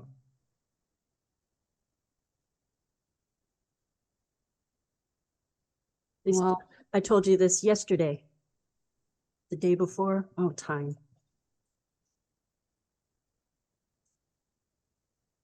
well, What now? yes, you kind of put me on the spot to make a decision, and we were standing here, so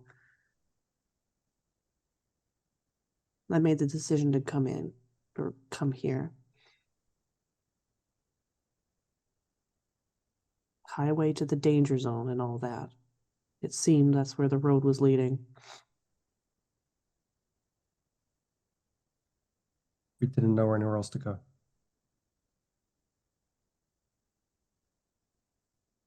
You guys should know I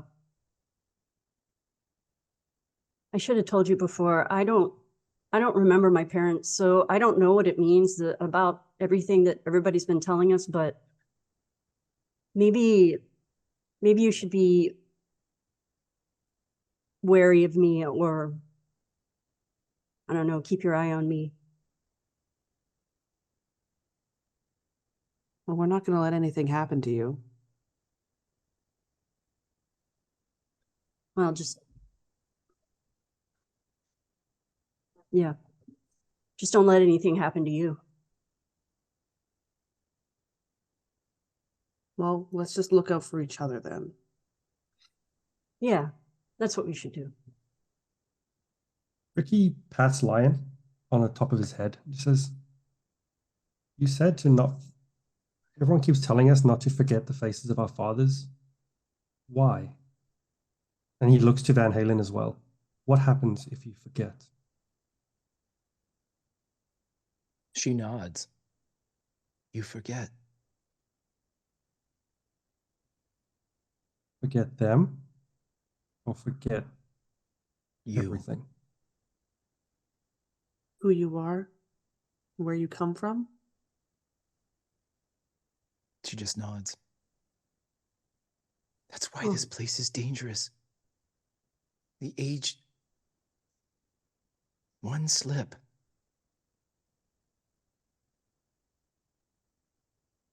Oh, well, that doesn't seem so bad, to forget your former life and get to stay forever in a place like this. That doesn't seem so terrible. I thought maybe it turned you into some kind of bad guy.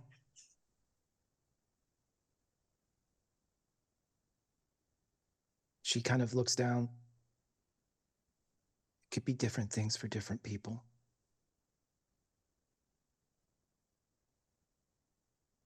I saw someone who I thought was my dad at first, but it wasn't him. Kind of looked like him though. Van Halen would just nod. Good. You're remembering.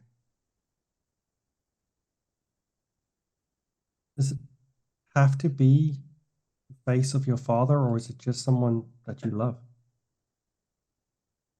She kind of looks up like she's almost like a comical elementary school child version of thinking, like she's trying to recall a fact. I've always ever been told to remember the face of my mother or the face of my father. I never knew my father until came to Garrett, and you see another tear well up in her eye. Now I can't remember the face of my mother.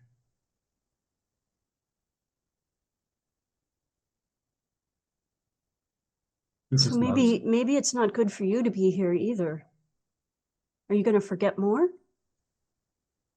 She kind of stands up, and you see a determination in her eye. She kind of takes each of you in with a gaze, kind of a beat here, a beat here, a beat here. She moves across, and she makes a proclamation that in this statement, you actually feel something. Like there's an element of magic at play when she says this, almost like a contract has been struck. And she says, I will never forget the face of my father.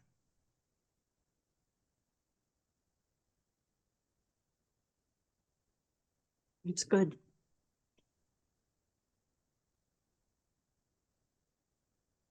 In And this moment with, I'm sorry, go ahead. Scarlett was just going to say,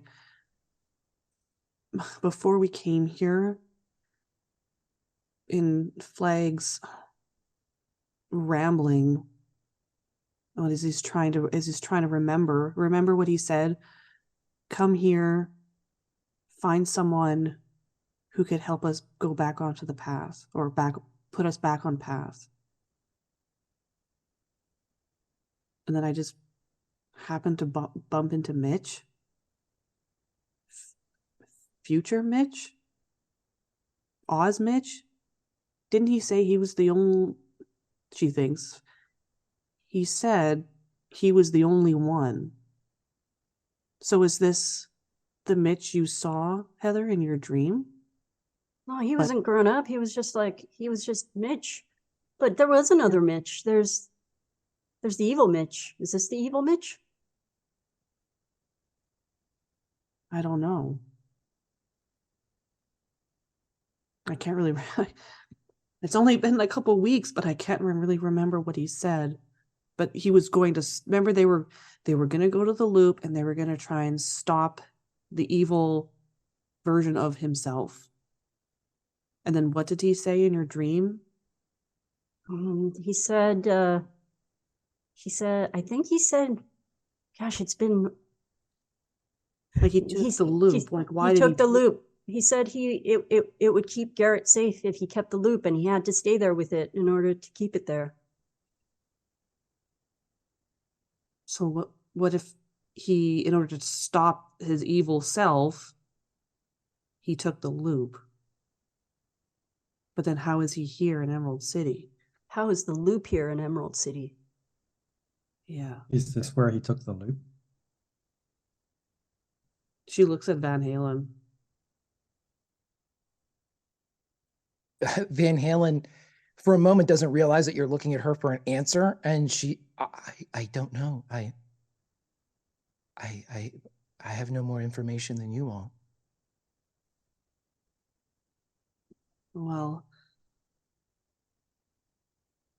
But she would look out the window to see like the three stacks kind of dominating one side of the balcony, like the panoramic view. That certainly looks like the loop. Yeah. So what if this Wizard of Oz is the one who can help us put it back on our path?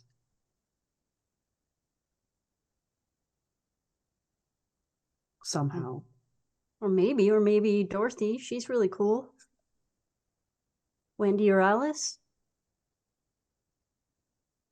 Almost on cue, you all hear laughter from downstairs. That is Alice and Wendy. You recognize they laugh a lot. They're not like giggling lunatics or anything. But they enjoy each other's company, Sure. and they seem to have a very good personality. So you often hear British accented laughter coming from different areas.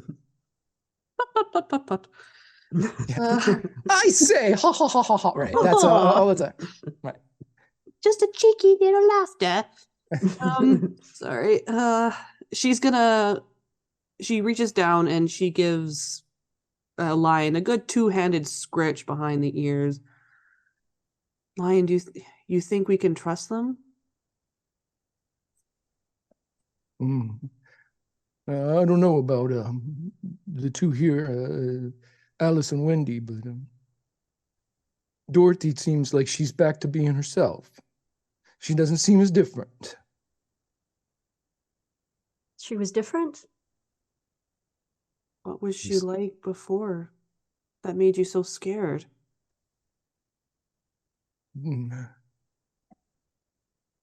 She was like you all. She was trying to find her way back home.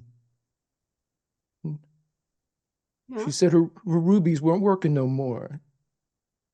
And he starts to shiver.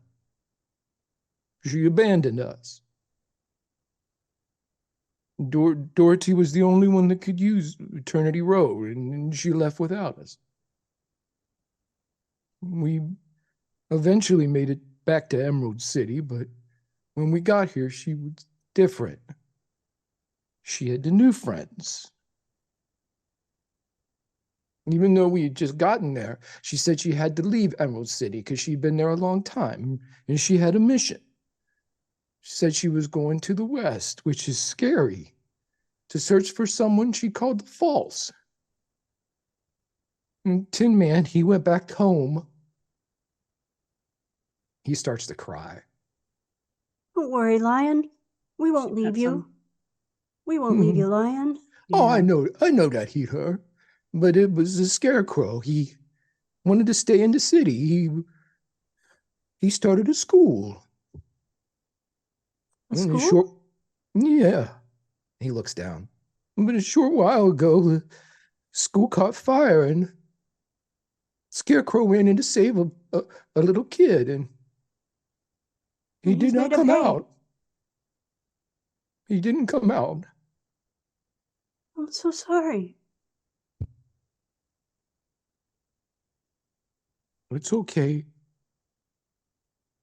He was Heather- very brave. Heather wraps her arms around Lion's neck. It's okay, Lion. I'm sorry you lost your friend. Yeah.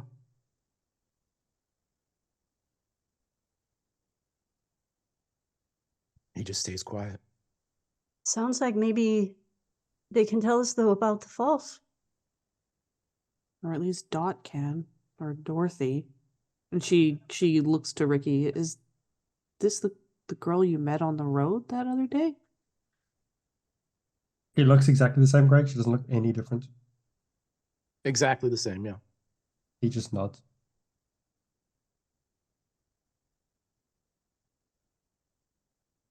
And she abandoned her friends to go on her own mission. She didn't say anything else after that.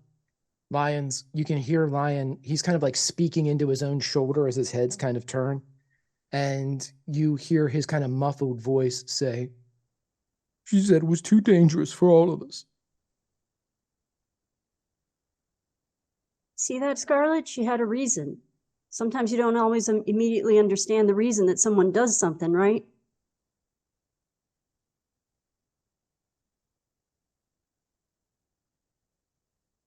No, you're right. I don't understand the reason why JD left.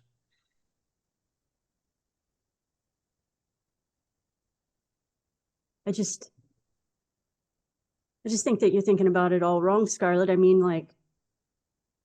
not that I would accuse you of being any less than perfect or anything, but hypothetically, if you were not perfect, if you could I'm imagine not that, perfect. then don't you imagine that maybe that you would have your reasons? I'm just thinking that maybe the situation with JD is complicated, like life is really complicated. And until we talk about him, we just don't really know what he's been through. And at that, Heather, she has like a kind of strange look on her face. Not like she's done or something, but that she's turning something over.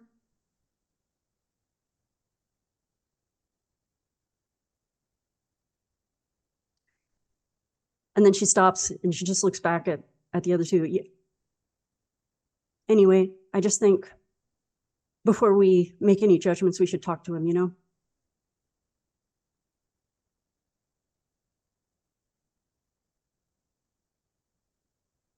Just hope he's safe. She nods. Maybe for now we go down and talk to Wendy and Alice and see if they know what Dorothy might know.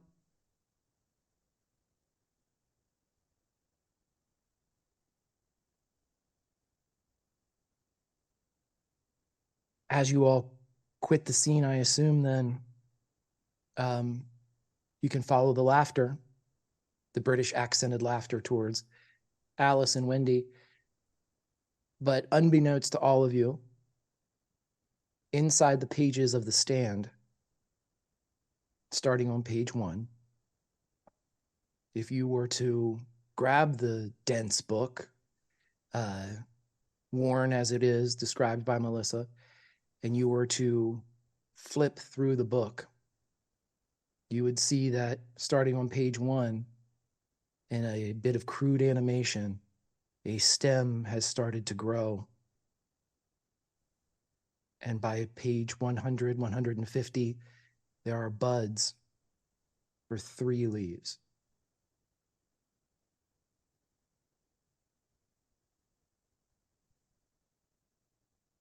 Wendy and Alice are downstairs if you need them.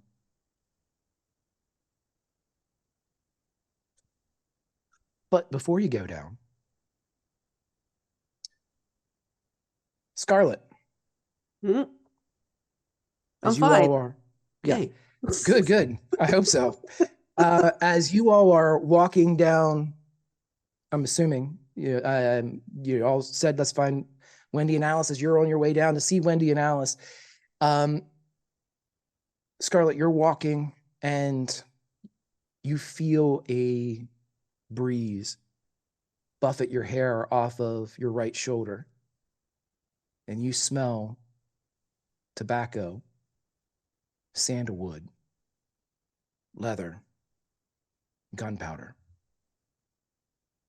And you hear from behind you, hey.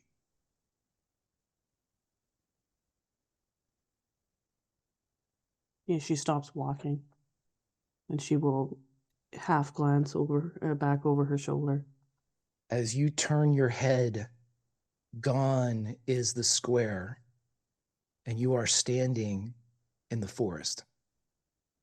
And a man you have never seen before is staring back at you. Where did you get them guns?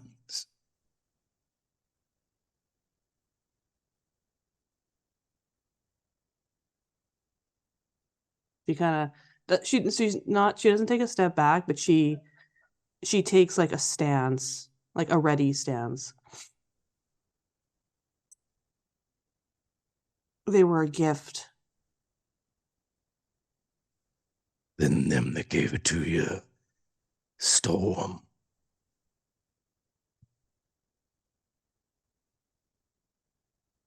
Maybe. I don't know anything about that. Roll and investigate.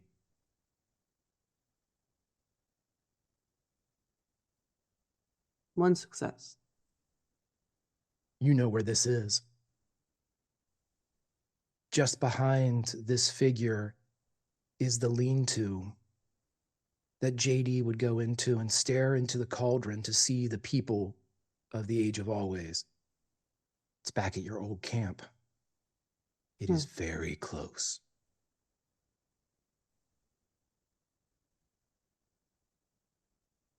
Give them to me. I earned them. They're mine. Only a gunslinger can wield them, and you ain't no gunslinger. Are you sure about that? As sure as I am of the setting of the sun. I took your little oath. Or maybe you're just saying I can't be a gunslinger because I'm a girl. You can't be a gunslinger, because the only way to take the oath is to take it from a gunslinger.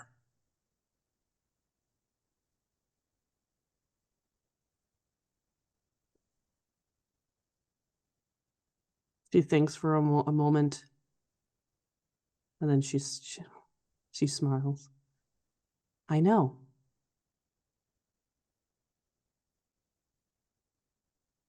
Roll a shit. No, don't roll shit, but roll a... What do I want you to roll here? Something.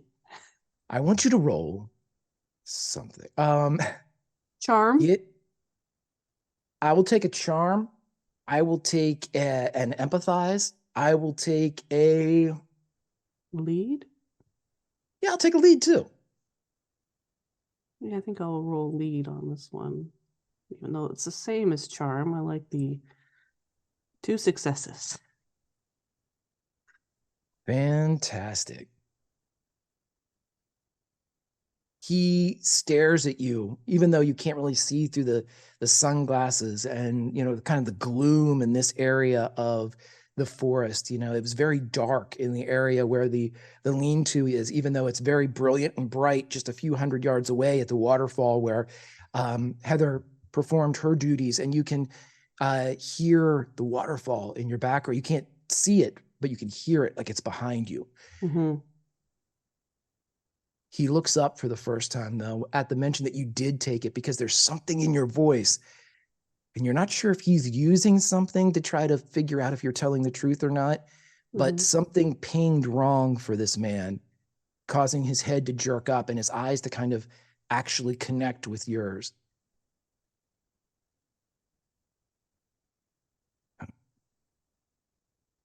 Who did you get him from?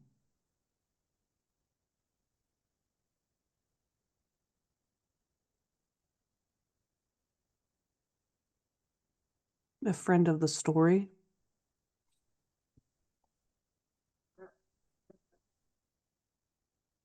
You know how they were made. I've heard some things. I've never read the stories myself, but No one knows this story. Except me. she gestures like, tell me. Arthur Eld was the founder of the feast. He started the gunslingers. He had commissioned several gunsmiths to make their finest weapons. Arthur only had enough metal from the sword to make one set.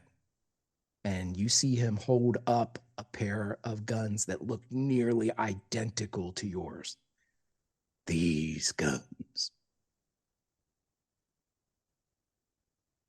Puts it back. He invited these 5 men to come, show him his best wares, and he'd pick one of them to make these. But just before they could be chosen, and before Arthur had a time to contemplate, a woman showed up. She said all them men had stolen her guns. She had made them all. Men denied it, said that they had made these guns with their own hands. Arthur decided he'd have them all make them in front of him. See who was telling truths and who was wielding misdirects. They all sat down giving workshops and metal, whatever they needed. The 5 men made guns, but they were less than mediocre.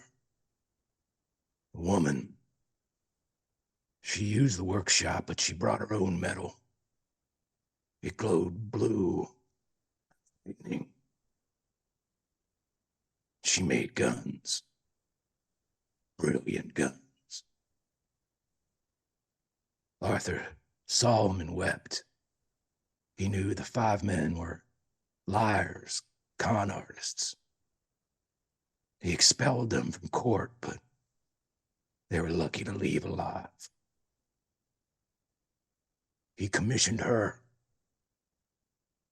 to forge the same guns using the metal from the sword. And he lifts his up again. These guns. But the ones she made, the test, the ones of the blue metal, those were lost. Until now. So I ask you again, who gave you them guns?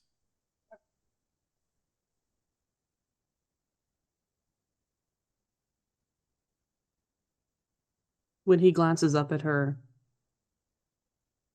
and he says, "Those guns." And then with the blue metal, she smiles. Like she just grins knowingly.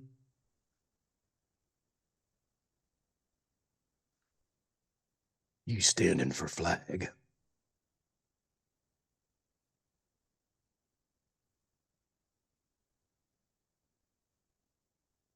We have a mission.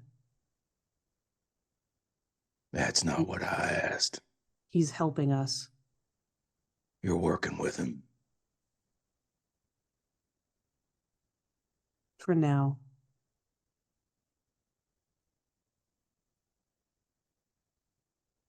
I'm there. Apparently, he's been a lot of things in his life, bad and good. Maybe bad more often than not. I ain't never heard of him doing good. Well, he wants to do good now. He can want one hand and shit in the other. See which one gets filled first. Well, I guess we'll find out.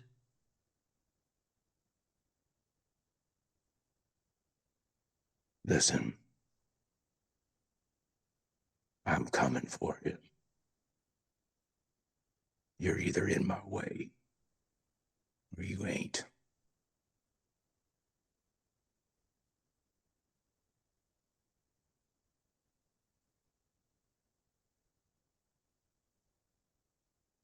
My home is at stake. You know how many homes, across how many worlds he's burned. I know he's done some horrible things. No, you don't. Stuff that I know that I can't imagine. If you did, there wouldn't be any hesitation. You'd kill him. Maybe. If you're a gunslinger, you would.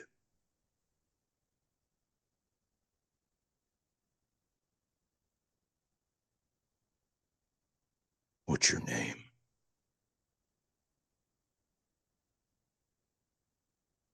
Scarlet. Mine's Roland. Don't make me kill you, Scarlet.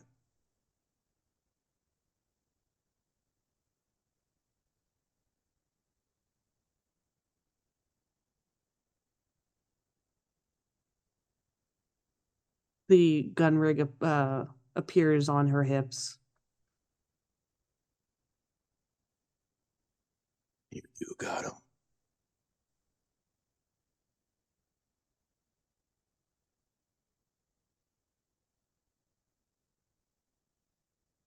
Don't make me do it, Scarlet. I will if I must. My wish.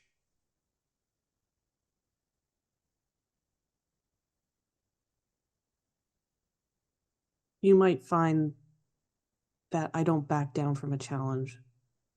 And I'm not easily knocked down or defeated.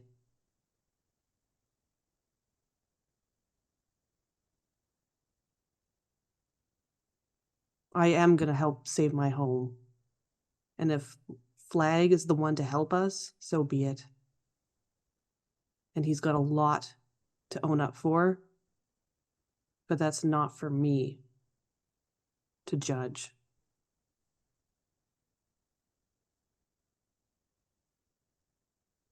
When the time comes, you tell your friends, stay out of the way. Be between you and me. I don't want anybody else getting hurt. Not that son of a bitch. She just nods.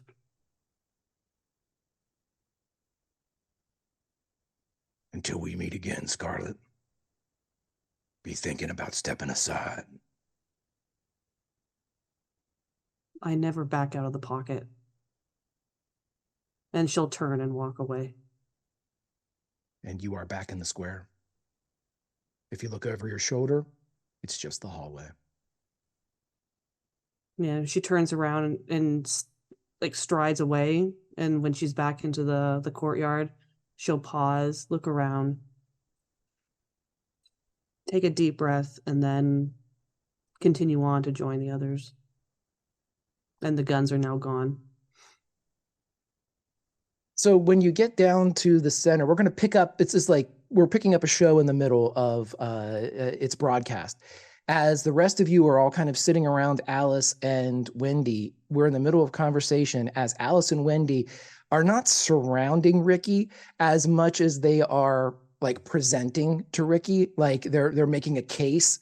And Alice is talking and she says, and you see, that's why boys never seem to do quite as well in the roles that we've been assigned. They get so distracted by being bravado and showing everybody how brave they are when they do idiotic things. And Wendy nods, and Wendy's like, it's like they all have an idiocy about them. They don't think of anything beyond, well, polite company. And Alice laughs and says, so you see, Richard, what is Ricky short for? Please tell me it's short for something. Derek. Derek. See, again, boys with Ricky. Derek, Sir Derek. That's a knight's name. That's something that should be said. I'm calling you Derek.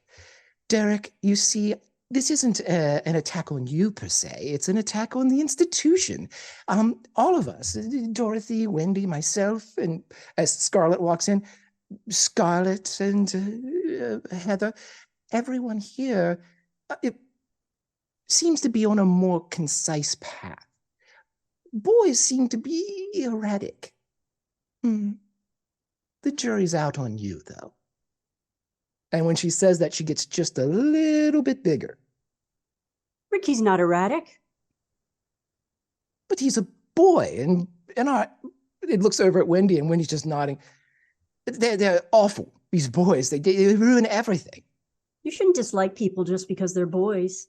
Oh, well, and Alice goes, I don't dislike anyone. I just know that there's a certain set of expectations for you all and then for Ricky. Now, if Ricky grows above his station, that's fantastic. It'll be an anomaly. I haven't seen anyone do that yet, the wizard included. But anywho, what do you all need to know? Ricky will surprise you, and then she'll sit down. They kind of look and smile at one another. Not like a, haha, we know a joke that you don't, but like, I bet, like a boy surprising us, sure, whatever. But it seems to be in good fun. There's no maliciousness behind it. It's just that, you can see that there's especially when Alice talks, there's definitely a little bitterness, maybe. You're thinking that you're talking to people that have seen themselves portrayed, and that the portrayal isn't necessarily what happened. You're looking at somebody who, if they had been boys, maybe the stories would have been a little bit more favorable to the actual actions of the events and their retelling. And it seems to be a point of contention with both of them. What did you all need to know?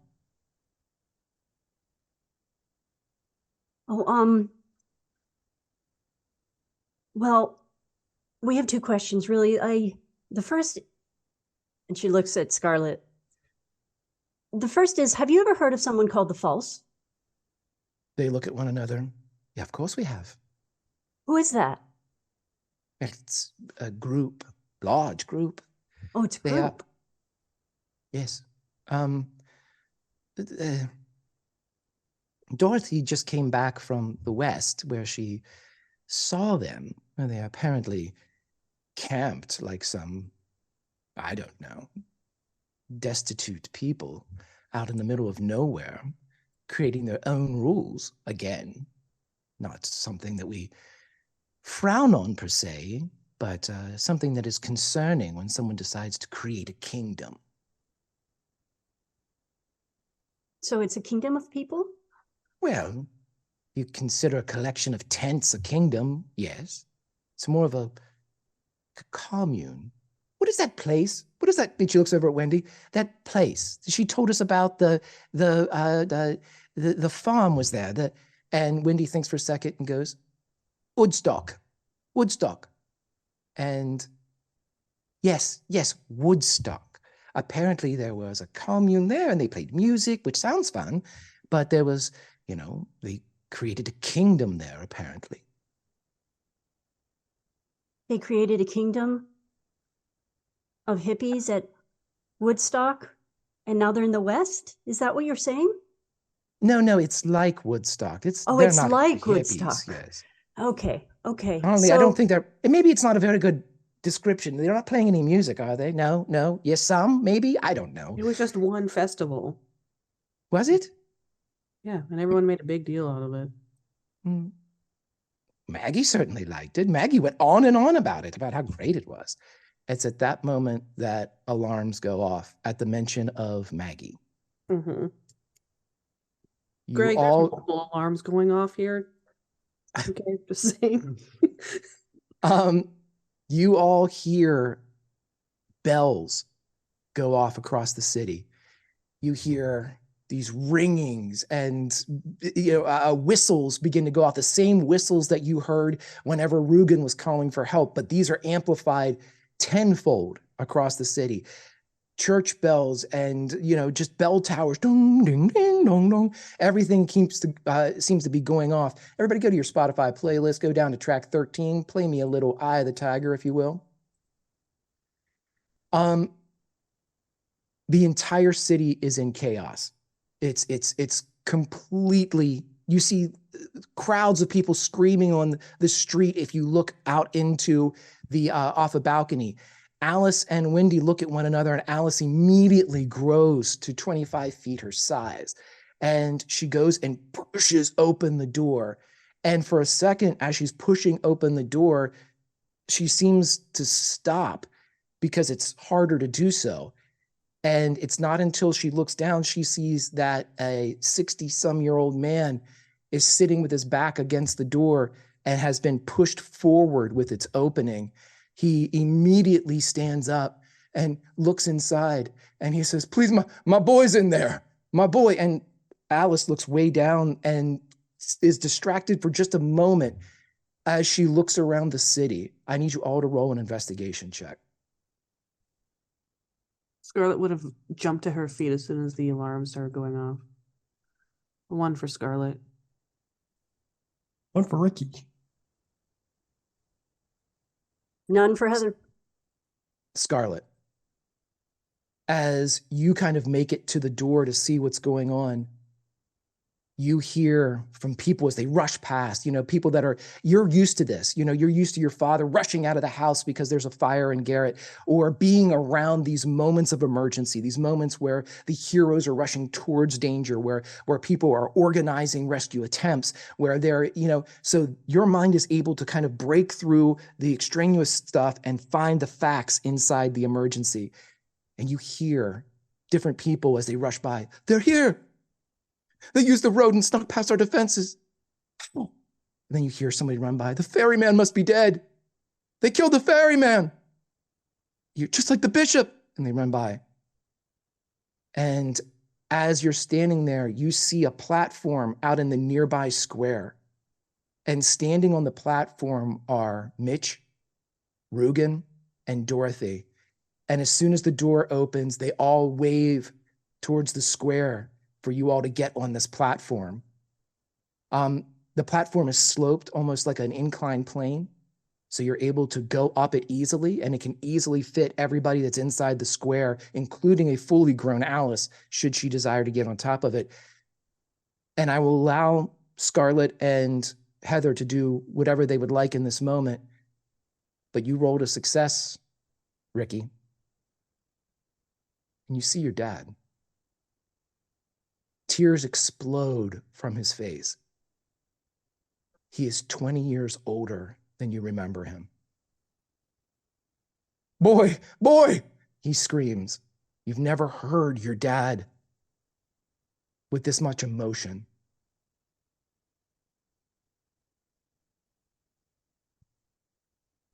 make What do this you tough, do? Greg. Um, Ricky would have been, as Alice and Wendy started reacting to the alarms, showing that there's something definitely wrong. Ricky would have sort of leant over, grabbed his bow, and started to look towards the door before seeing his father. He would stop mid-turn towards the door and just try and concentrate on his memory of his father. Because that's what he's been told he has to do. And tries to remember if there's any features of his face that are the same or different. And he starts to sort of move towards the door where his father is, but unsure. Not a run, but he knows he needs to get to wherever he needs to be outside. But is hesitant until he reaches the door where his father is standing, and he stops. There is no role required for this because this man is your anchor. You know every line of his face, even though there are many new ones. You know the little scar on his lip that he got when the belt snapped on the thresher and swept back and, ended up giving him 8 stitches across his lower lip. You remember the small imperfection of his ear where it looks flat along the lobe. But most off, you remember his eyes, the ones that always carried so much wisdom, so much warmth, so much emotion. And then you remember the face that carried none of those things. When he sees you, he sees the doubt, not necessarily the doubt, but the uncertainty in your eyes. And he simply says, 6 months after you left, boy, the storm came, picked up the house, brought us here. It's me. Are you you? Ricky nods, and he goes to put out his hand to shake his father's hand, and then stops himself halfway, and then just gives him a hug. Your father, thinner than you remember, like I said, 20 years older. You can feel the bones in his ribs, his back, but the power is still there. And he grabs you. You know what a bale of hay feels like now. And he weeps. I stopped hoping.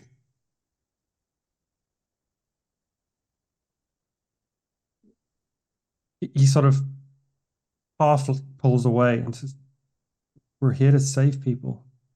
I need a help. Something going on. I need a help." With you, boy, until the end. Where's Mom? Back home. We got the farm running. We're right along the road.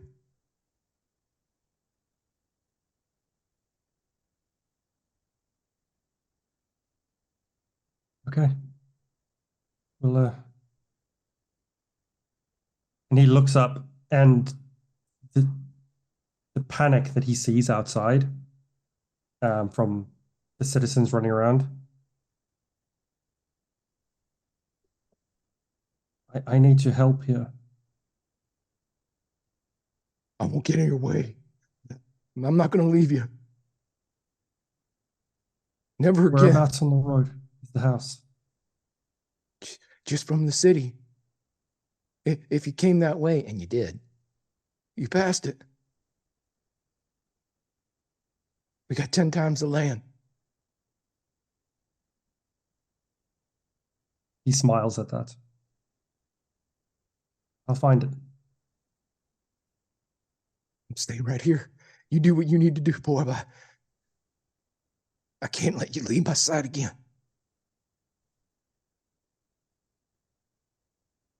Stay safe, sir. And he steps outside. So the rest of you are going to the platform, or is there anything you need to do or want to do? He would have waited for Ricky. Would she have seen Mr. Lewis? Yeah, Okay. you all do. Same, Heather would have waited for Ricky, but at a little bit of a distance to give them Yeah. privacy. Yes. Like she's not, I don't want her to have heard what they were talking about. All right, You ready, so Ricky? He nods. And he looks back to his father and says, stay close. And he goes. then Mr. Lewis will stay back kind of by the entrance to the square, but he'll watch as you all kind of rush up the incline plane to the platform.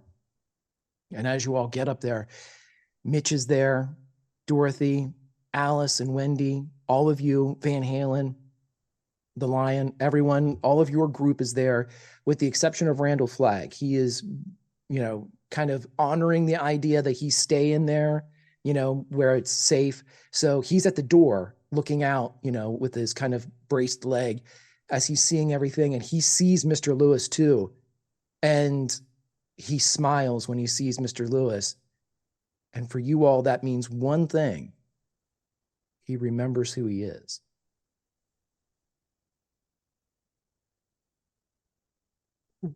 As you get onto the platform, and Mike, if you're there, feel free to bring Mitch back in if you'd like. If not, as soon as you all get on, it starts to rise up and lift into the sky around or in Emerald City. And as it lifts up, Alice continues standing there at 25 feet tall, and she looks down at Dorothy as she sees before the rest of you what we're going to be looking at. And she looks down at Wendy and Dorothy and says, finally. And as you reach the same level, you see before you an army.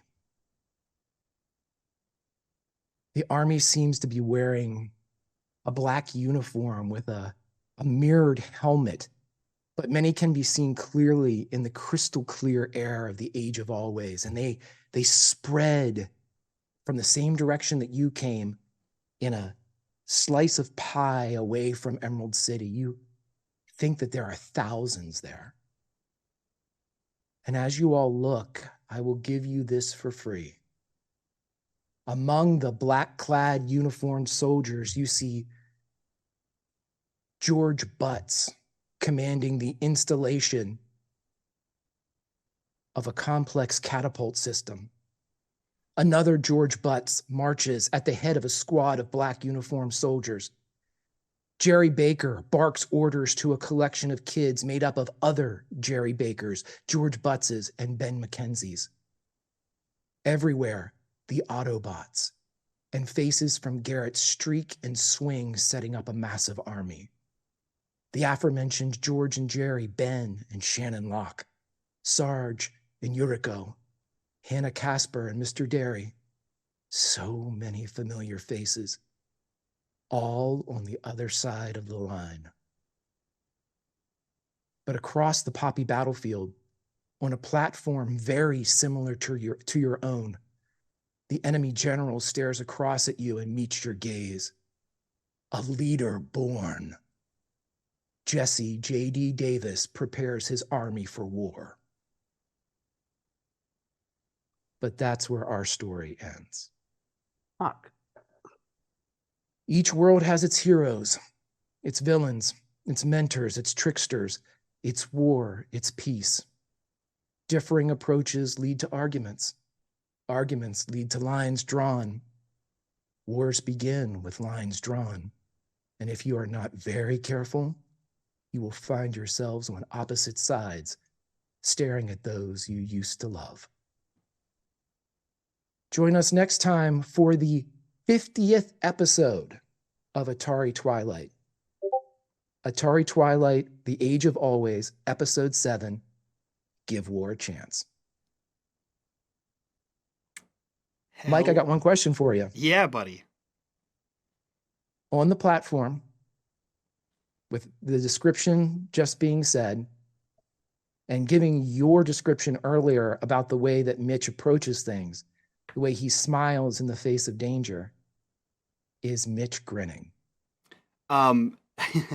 Yeah, you see anyone who looks to Mitch at all sees him looking out at the sea of people, and he glances down, and anyone close enough to hear Mitch would hear a beep, beep, beep, beep, beep, beep, beep, beep, beep, beep. And the same device that he used to lead Scarlet back to her friends is blinking, and as soon as he looks down and looks back up, he has that same grin on his face. Fantastic, my friend. Let's go around and I'll take us out with a backtrack of everybody we talked to at first. So Scarlet. Hi. Or G, I'm sorry, God. I'm not having noticed you see. Yeah, I responded just as quick. Hi, my name is G, the friend in the neighborhood lightning invoker. Holy shit, this episode was fucking wild. Yeah, find me anywhere, everywhere. Wherever you'll find unMadeGaming, you'll find me lurking around. Stick around for a little later today. With Chris and I, we have our Patreon campaign, The Rise. So stick around for that if you want some Cypher and some more awesome kick-butting fighting going on. Yeah, that's me for now. Fantastic. Chris? We're in a war there as well, G. Yep, we are. I'm Chris Akernecker. You can find me in the Discord. Patreon one-shots, but not the coming ones. The Rise with G in an hour and a half, 2 hours, something like that. The only thing I can think of is in an Age of Always, Casey Mitchell is the wizard, but in the grand scheme of Atari Twilight, Greg, it is you. You are a story wizard. Thanks so much, buddy. Mm-hmm. And let's take it over to Melissa. Melissa, my friend. Hi, y'all. Melissa Meyer, Draftier in unMadeGaming, but you're not looking for me. But if you do, that's where you find me. Making all amazing art. Mm-hmm. Yes. Listen, Melissa does this all the time. Melissa is absolutely amazing. You need to be following her. You need to be absolutely fawning over all this incredible artwork that she just makes out of the kindness of her heart and the creative nature of her soul. The absolute 100% illustrative representation of all things Atari Twilight. Please follow all of these people, but make sure you give Melissa a look whenever something new pops up. It's always fantastic. Just like all of the TTRPG loveliness you see from the rest of the group as well. And last but certainly not least, the founder of the feast, our very own Casey Mitchell. My friend, take us home. Well, I can't take us home, Greg. We have to do your introduction as well. Everyone knows where to find me. I'm here. So I will take the baton pass. Greg, where can we find you on the internet, and what are you up to? Thanks, buddy. Right now, here's where you find me. 50 episodes of Atari Twilight with the next one that we have. This has been the absolute joy of my TTRPG life, playing and creating a world with all of these fantastic people. Super fun. I love the passion of the audiences over on the Discord. So that's where my segue will be. If you have not joined the unMadeGaming Discord, I strongly encourage you to do so. I'm sure there is an invite in the description if you're watching on YouTube. I am sure you can find us if you are here. Please come over. We talk a lot of things at nerdy. And if you ever have questions, that is the absolute best place to ask them. And who knows, maybe someday we will all be walking in the streets of Garrett or the Age of Always together, for this is a never-ending story. And I hope we can all tell it forever and evers. But until the end of it all, I will simply say goodbye until the 50th. And with that, we end Atari Twilight, Age of Always, episode 6? 6, I'm pretty sure. Fantastic. Thank you all for being here. I hope you enjoy this as much as I did. I can't wait to reveal certain things. But we're going to get out of here, do our after show. And if you want access to that, it's over on our Patreon. Link for that down below. While you're down there, click on that Discord link, like Greg said, and join us in the Discord. Be a part of the community. Be a part of the conversation. But that's it from us. We'll see you guys next time. From all of us to you. Bye.